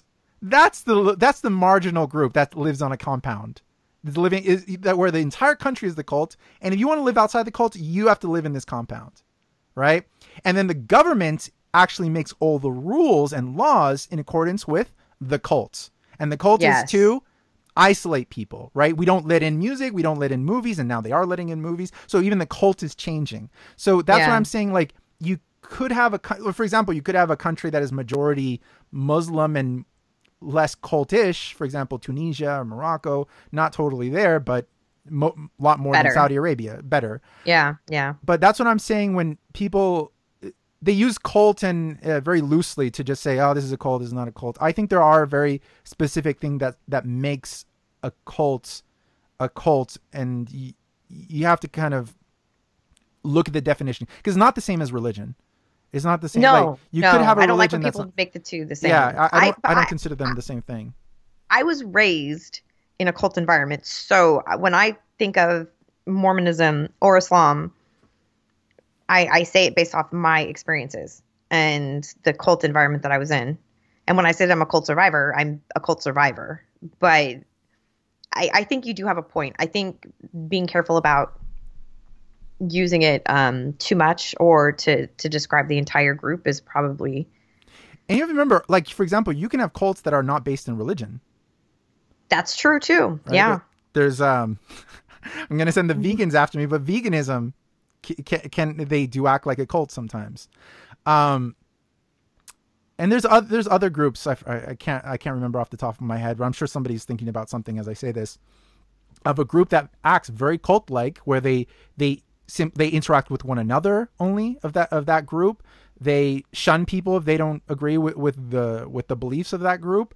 They have a certain dogma that they abide and you can't question. And that is not religious at all. There's many groups like this that are so you could be a cult. So religions can be cults and other things besides religion. For example, communism, I consider that people do treat that like a cult. I've heard people say it's a religion. It's not, I completely disagree with that. Communism is not a religion. It's actually very antithetical to religion. However, it can be a cult, and it is, because people just become so blind to communism, and they have that same attitude of the group, and they care more about the doctrine than the result. That's true. I never really thought about communism like a cult, but... Oh, you haven't been around communists, Jen. No. I studied at a communist university in Chile. It's very cult-like. Very cult-like. That was people that we were supposed to be afraid of in the 80s. Yeah, you have to be. You have to still be afraid of them in Chile and Latin America. The Red Scare is still here, and it's still like in Latin America, the question of whether a country should be communist or not is still a real question, and that's very sad. Like most advanced societies have figured that out. No, unfortunately, in some parts of Asia, for example, East Asia and Southeast Asia, this is still debated. In Eastern Europe, it's still debated. In parts of the Middle East, there are still communists. A lot still in Africa and in Latin America. I just described actually most of the world. At least half the world right there is still trying to figure, even if they're a minority, right? I would say communists are a minority in almost every Latin American country at this point. Almost all of them, maybe except for Cuba. But outside of that, the overwhelming majority of Latin American countries, you'll find that communists are a minority. But they're still, for example, they're trying to impose their philosophy in places like Venezuela. If people often say, there's a confusion that goes on with Venezuela, for example, that people say that what's happening in Venezuela is a result of socialism. This confusion is brought on because of how people talk in Latin America. So because communists are a minority and they're an unpopular minority, they don't refer to themselves or what they want as communism because they know they're very unpopular. This happens in Chile. They're a tiny communists are a tiny minority. They're very unpopular, but they want to impose their beliefs. This is a lot of there's so many parallels actually between communists in Latin America and the Muslim Brotherhood you wouldn't believe, where they stealthily try to impose their system of government. Exact same thing. Every time I hear anything about the Muslim Brotherhood, I'm like, oh, that sounds exactly like the communists in Chile. Oh wow! So what they do is that they rebrand themselves and they use a softer word like socialism. So a lot of communist groups are the Socialist Party, blah, blah, blah. And they'll often not present what they want as communism. What they say is like, what we want is educational equality. We want healthcare equality. Or what they'll say is, wouldn't you love to have free healthcare? Wouldn't you love to have free education? But if you look into these groups or the person singing it, they're like, you see them behind the scenes. They are hardcore communists, right? And this isn't, I don't say that in the United States, you'll call somebody as a communist as an insult.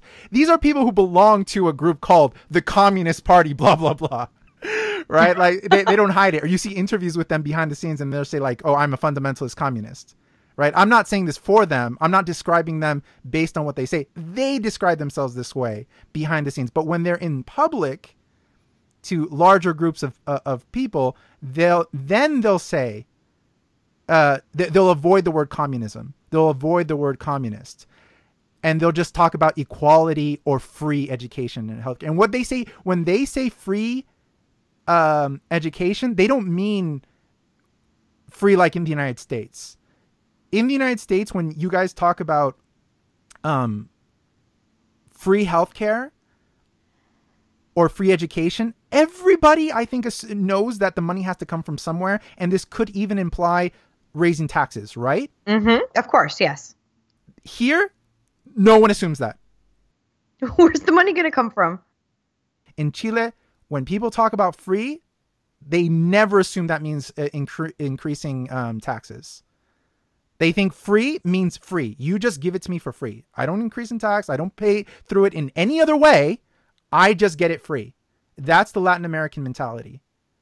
So this is why I often say that communism is based on magic, because it says that things will just appear out of nowhere. Right. Right. Like, oh, you can just have this. And how do we pay for it? Well, the government will pay for it. Well, how does the government pay for it? Well, the government has money. Right. Well, what does the government get its money? Well, from you. But they never make that full circle. In Latin America, they just see like government as daddy. This goes back to what I was talking about in another podcast about in Latin America. There's no sense of libertarianism. There's very big dependence on government. So I forget where I was going with this from the beginning. Something about like a communist. So the misconception in Venezuela is that these groups in Venezuela are socialists, and everyone says, oh, see, that's the result of socialism. That is not true. If you look into Venezuela, Hugo Chavez, the Bolivarian Revolution, Nicolas Maduro, if you can actually read the material in Spanish and listen to their speeches and see what's going on, they're communists. They even they put up signs praising Che Guevara and Fidel Castro. Oh. That's their model, and they've said this clearly. What they want is to be like Cuba. Cuba is not a socialist country; it's a communist country. They don't make any apologies about that. They're not vague about it. They want to be a communist country. But even in Venezuela, communism is not the majority of people. So they rebranded. They say it's the socialist revolution. So, but it's not socialism. They're not practicing socialism. They're not. Socialism is taking a tax from people and investing it into make roads or building. This is not what they do. They expropriate land, businesses. They take it over. They literally go. They literally. That's. I mean, when I say they take it over, the government sends in soldiers with guns into businesses, supermarkets, business, industries, factories. They go in with soldiers. They simply take it. That's not socialism. That's communism. So it's very misleading, and the misleading it's very convenient for people who are anti-socialists in the West to point at that and say, well, they're saying they're socialist, and that's true. But it's a smokescreen, really, for the most part. You know, I didn't know that. And I'm not a big apologist for like hardcore socialism either. I believe in some socialism, and that how socialist a country should always be in flux. It should never be static, depending on what the economy and politics are telling you. But I'm very anti-communist. I don't see any benefits to communism. There's extreme capitalism doesn't work, but capitalism does work when practiced moderately. Same thing for socialism. Communism, absolutely not. There's no level of communism that's good. I was real quiet while you were talking because I was learning something new, and that happens from time to time. Yeah, it'd be interesting to talk more about Venezuela. People get a lot of things wrong there about Venezuela and Latin America. Well, you're so familiar with that part of the world that I think your opinions are important. I think more so than a lot of people that I hear from or listen to or just have a relationship with outside of online, even just people. The only ones that I know that really are up to date and know and are capable of talking in a way that's educated enough, eloquent enough that you can get the message across to a lot of people. There may be a few because they've come over here and that's kind of the type of person that they are, but most people aren't good at talking in a way that they can get a message across. And I just find it kind of interesting because I just don't hear it from enough people. Yeah, there was even in Latin America, for example, even in Chile, there's some people who confuse Allende, Salvador Allende, who was the democratically elected president of Chile. Mm-hmm. Even in Chile, people get confused that they say he was a socialist, not a communist. He was a self-declared Marxist, but he was part of the Socialist Party, so they say he's a socialist. But there's that's not exactly true. The reason he belonged to the Socialist Party was because there wasn't any Communist Party at the time. And this is because there was a law passed before this that was called La Ley Maldita, which basically they made it illegal for there to be a Communist Party. So there was no Communist Party that could run. So when the communists wanted to run, they had to run as socialists. Oh. Right? That's why. And so this again creates and this is confusing even for people in Chile.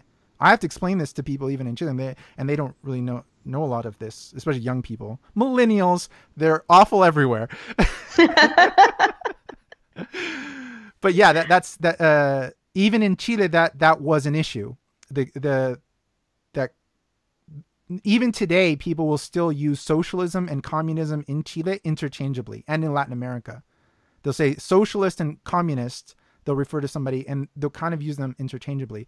But that doesn't mean that even in Latin America, they are interchangeable. They are different.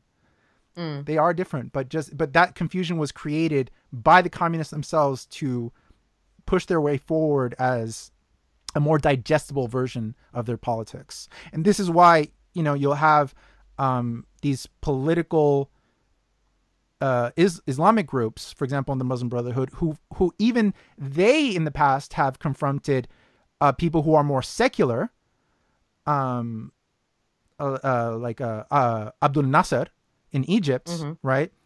That wanted the country to be more secular.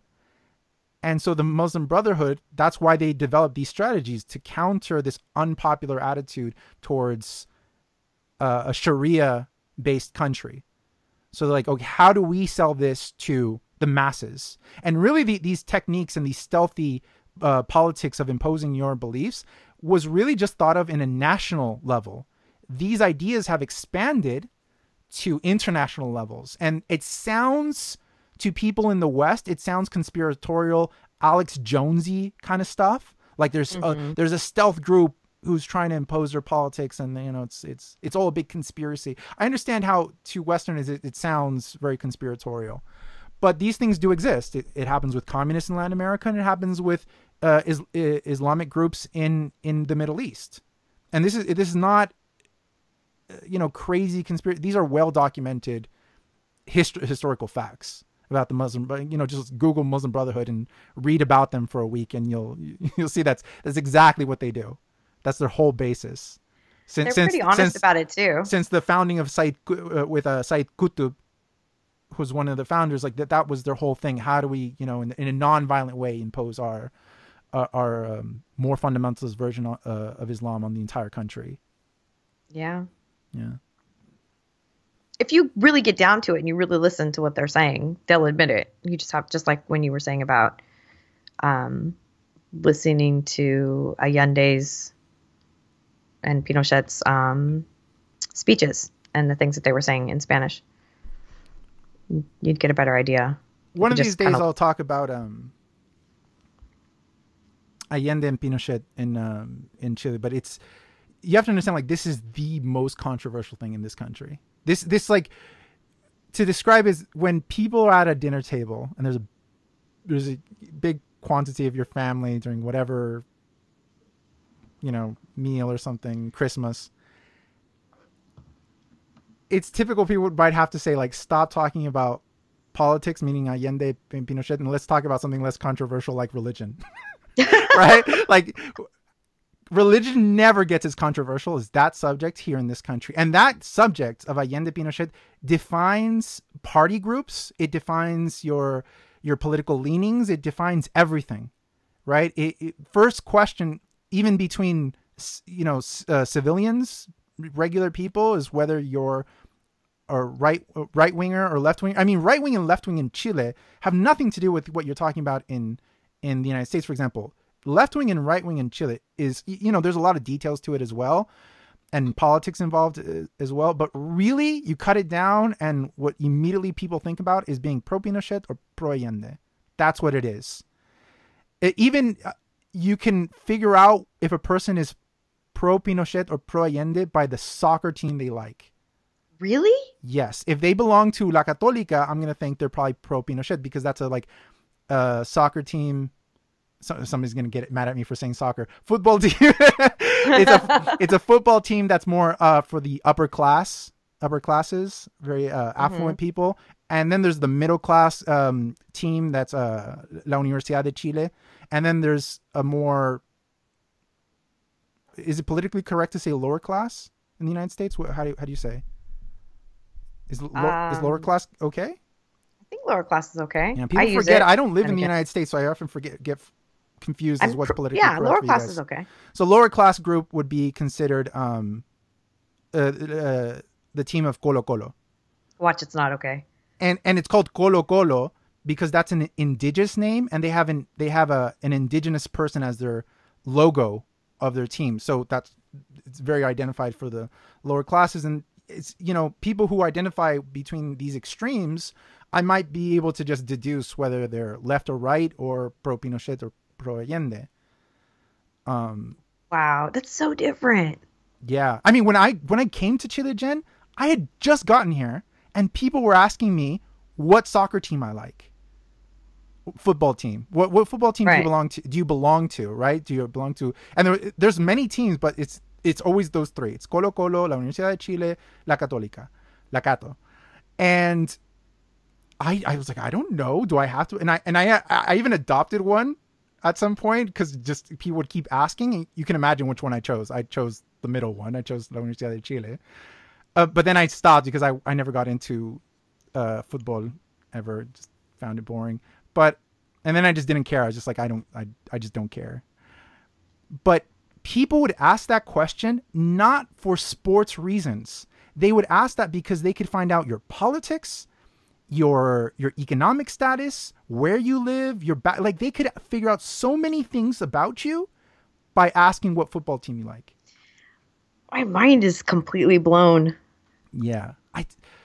It's still kind of like this, but it was very, do you say demarcado? How would you say this? Very, very exactly defined between the classes by this, by these things. If you asked, if you were pro Pinochet, I could figure out, okay, so you probably like this football team. If you like that football team, I could probably figure out your pro Pinochet. Also, like last names in Chile, like you can't figure out if somebody's rich or poor in the United States by their last name. No. In Chile, you can. Less now. But when I first came to Chile, that was a very big thing. People would change their last names to try and get. This is like something you talk about in the United States about names. This is a really big deal. In people talk about last names in the United States as being indicative of racism. You guys don't even know how bad that can get. I've dated girls, and then when people will ask me their last name, I'll say their first name, and they're like, "But what's their last name?" And then I'll say their last name, and I'll be like, "Oh, that's a good last name." And what they mean by that's a good last name is that is of a good family.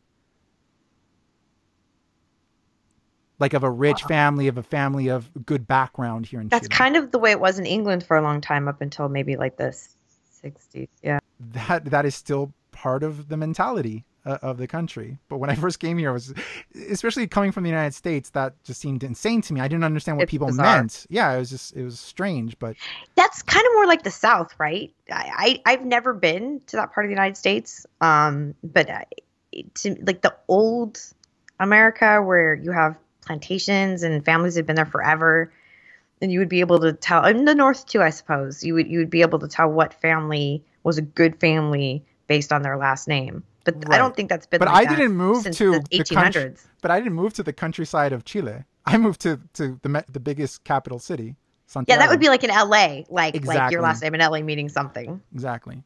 It's so funny. Yeah. Yeah. But you have to remember, Chile was so poor up until very recently. My mother, you were a nurse, right, Jen?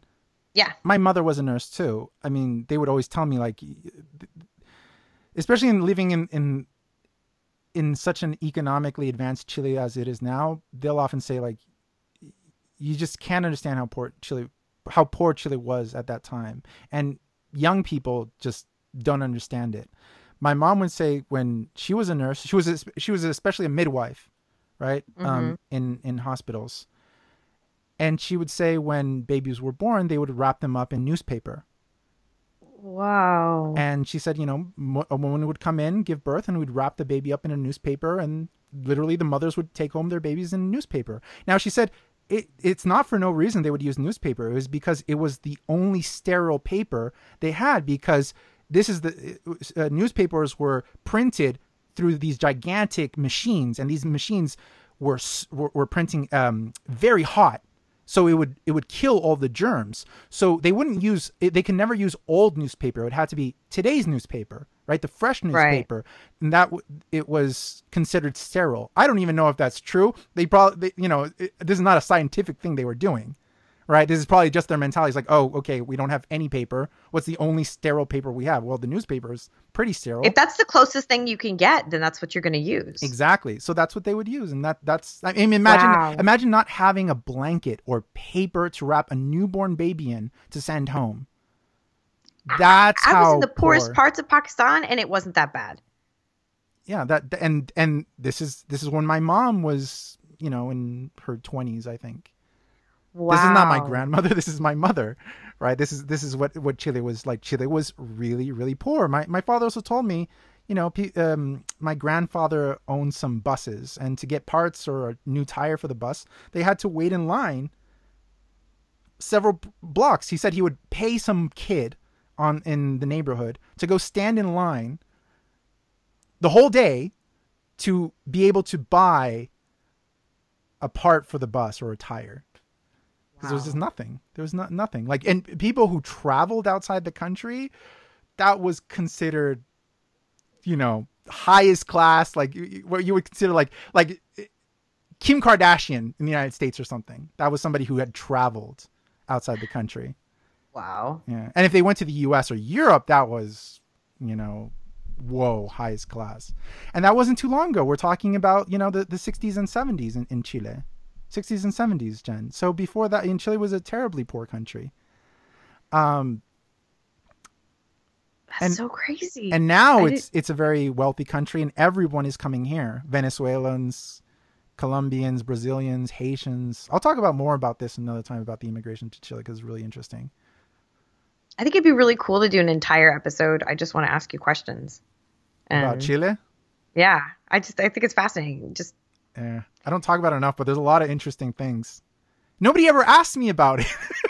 Everyone wants to talk about like Islam and things like that. There's just so much. People don't really care about Latin America, I find, because we're not blowing things up or something. America hasn't invaded us. It's just like unless it's Venezuela, they don't really care. But there's many interesting things about Latin American culture. We should care, especially in America. I mean, in the U.S., like your neighbors, all of it's right below us, and we're really concerned about Europe, and Europe is a lot further away. You're very far away, so you don't count. But the rest of the continent, yeah, people care more about what's happening in Europe than they care about what's happening in Latin Mexico, America, even. Right, and that's bad. Like, why they feel more like a connection to Europe than they do to Latin America, but their Latin American neighbors are closer. They're actually at times more culturally similar, I would say, maybe than even Europeans in a lot of ways. I agree. And the problem is that Americans isolate their vision of Latin America by Mexico only, because they get so much Mexican immigration, and that's their only reference point. But really, Latin America culturally is very distinct. It's very different. There's a lot of variety. Culturally, with Mexicans, we have very little in common. The one thing that traveling helped me understand was that it wasn't all Mexico. Somebody in the United States once said to me, they made a derogatory joke about Mexicans, and then they turned to me and they're just like, "Oh, I'm sorry, Lalo." It's like, I'm from Chile, right? You know that Chileans have nothing in common with Mexico. You know that actually I'm in a different continent as them.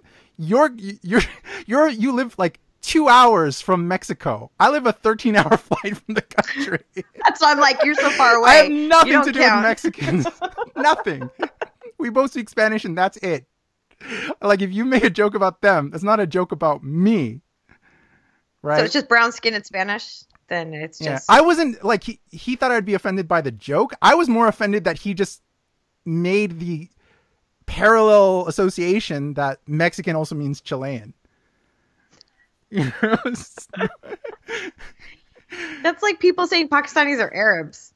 It's just like, oh gosh. Mexico is in North America. I live in South America, where I'm not even in the same continent as these people. You are. You have more in like Americans in California have more in common with Mexicans than Chilean. 100% yes. So it's especially if you live in LA or San Diego. Yeah. What is it? Isn't like the city with the second largest amount of Mexicans is Los Angeles. Yes. After the city of Mexico. Yep. You practically are part of Mexico in Los Angeles. The guy who came to fix my place yesterday, Mexican, didn't speak any English whatsoever. He's a maintenance worker, and he mumbled instead. He said he knew hello and goodbye, and he would mumble because he couldn't speak English. And I kept asking him in Spanish what he was trying to say. He wanted me to move something, and it was small, and I was like, "You mean poquito? Like a little?" Like I was trying to think of words that we could. I only know a little bit, but that we could communicate enough. Right.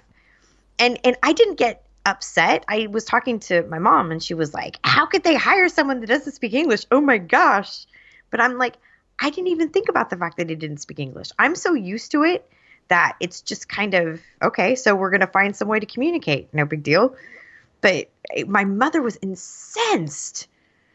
Really, people in California should learn Spanish as a second language. They don't. They don't have to. They should. They should. They should. I agree, but they don't have to. So you're used to it. So you just find ways to communicate. I mean, I'm not saying that Latinos in California don't have to learn English. I think they do. I think if you live in the United States, wherever you're from, you should try and learn the language, and you should do that for any country you move to. But I think that there's enough Latinos in the United States, especially in a place like California, where it would just be so valuable for endless amount of things for your daily life or work to learn Spanish, because it's become such a big part of American, especially Californian culture. That absolutely, that's why my kid's taking it. Yeah. I think it's important because you can't drive down the street here without seeing signs in Spanish. What's funny is people ask me all the time in California, like, why did you learn Korean? It's like, and I'm like, well, it's a really useful language. I'm like, really? I'm like, I can use Korean like everywhere in California. You know that, right? I literally go to any liquor store in Los Angeles. I can speak some Korean. Like, there's Koreans everywhere. You know, Koreans, I think, is one of the countries with the biggest diaspora in the world. That makes sense. So it's a very useful language as well. And Spanish also, we've talked about this before. People might not know this, but it is the language that is spoken in the largest amount of countries, not population. Don't confuse that. I'm talking about with the largest population in the world. I'm talking about the most amount of countries is Spanish. Last time I checked, at least. The most romantic. Spanish? Yeah. It depends on who speaks it. Do you like Mexican Spanish? Isn't? Do you like Spanish more than French? Yes, but I think that's more. I'm just used to it, so I think it sounds more lyrical to my ears.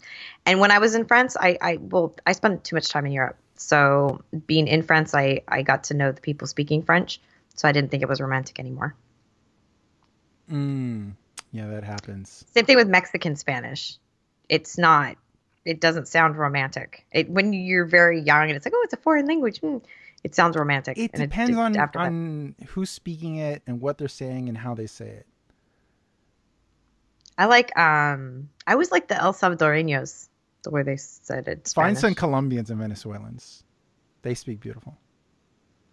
But then you have Portuguese, which is even prettier, I think. Portuguese is a beautiful language, and there's the music from Brazil.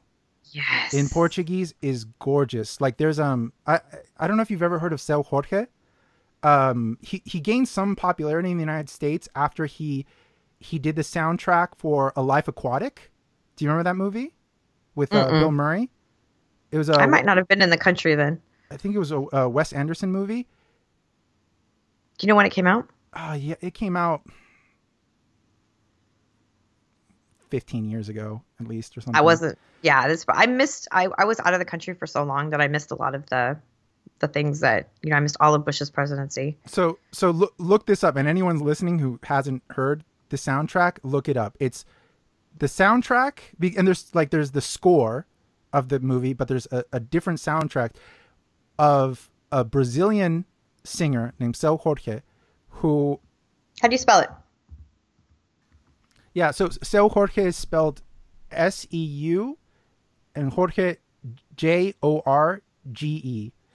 But really you could find it looking for the soundtrack to Life Aquatic, and he does covers of David Bowie in Portuguese. And just David Bowie songs. And it's acoustic Portuguese David Bowie covers, and they're amazing. Oh, I'm so excited. And there's a Portuguese version of, what is it called? I forget. But yeah, that's one thing to look up. That's good. I can't understand really Portuguese too much unless somebody speaks very slowly. It's very similar to Spanish. If somebody spoke very slowly in Portuguese, I could kind of figure out what they're saying. Brazilians who might speak Spanish, a lot of them do, or some don't, but their accent is very noticeable. Right. So you can kind of figure out, like, if I meet a black person in Chile, because maybe I should talk about this in another episode, how there really isn't any black Chileans. I mentioned that in another episode. Yeah. That would be thing. really fascinating to talk about, because it's a very interesting dynamic. Yeah, and there are black Chileans. It's a whole thing. I'd have to dive into it. So nobody quote me on anything there. Be able to do that with non-black Chileans? What do you mean? Notice what? Like with accents. I mean, you could tell. You can, but but I just know a black person is always going to be a foreigner. Right. Okay. Do you see what I mean? Yeah. Even Asians, I wouldn't assume this. I have Chilean friends who are of Korean background, Chinese background. They're born here in Chile. They just speak Spanish. So if it's an Asian person, they could be a foreigner or they could be Chilean. There are no people in Santiago who are black and Chilean and born in this country. Are they discriminated against? This is a long thing. This is really complicated. The history of black people in Chile. This would take like another half hour. Let's plan to do an episode about it. Okay. Because I think it's quite interesting. Yeah. Like I said. Yeah. It is very interesting. I'm curious. It's I think everybody would be very fascinated to find this out. And it's very different from other countries like Brazil, where they have a gigantic black population. And also other countries like Colombia or Haiti. Like they all have their different histories with black people. Chile's history with black people is very different. Oh, I'm so curious about it. Yeah. Let's do that soon. Okay. All right. Well, thank you everybody for listening. Yep. That's it. Oh, sorry. Cut it. Cut it. Go ahead. Say thank you. No, you say thank you. Thank you for listening. It was a different kind of podcast, but it was really good, I think. I learned some new things, so. Have you realized, Jen, that we have planned to do 2 podcasts about certain themes, feminism and social media, and every time we start doing it, we just start talking about other stuff and never get to it. Yeah, I don't know. We have to really make sure we talk about the things we plan to talk about. Yeah. So people know that all the the last 2 episodes especially, we're going to talk about this, and then we talk for 2 hours about anything else. And that's the podcast. But this is what we said in the first place. We needed to just start recording our conversations because we would have long conversations full of all sorts of interesting things. And we're like, we need to record this. And that's kind of what we've done. Yeah. So I think it's almost taken us a month to get to one topic we plan to do. So nothing of what you guys have heard is planned. Nothing. We're all winging it here. So, but it's fun. It's been really fun. All right. Say goodnight, Jen. Good night, Jen.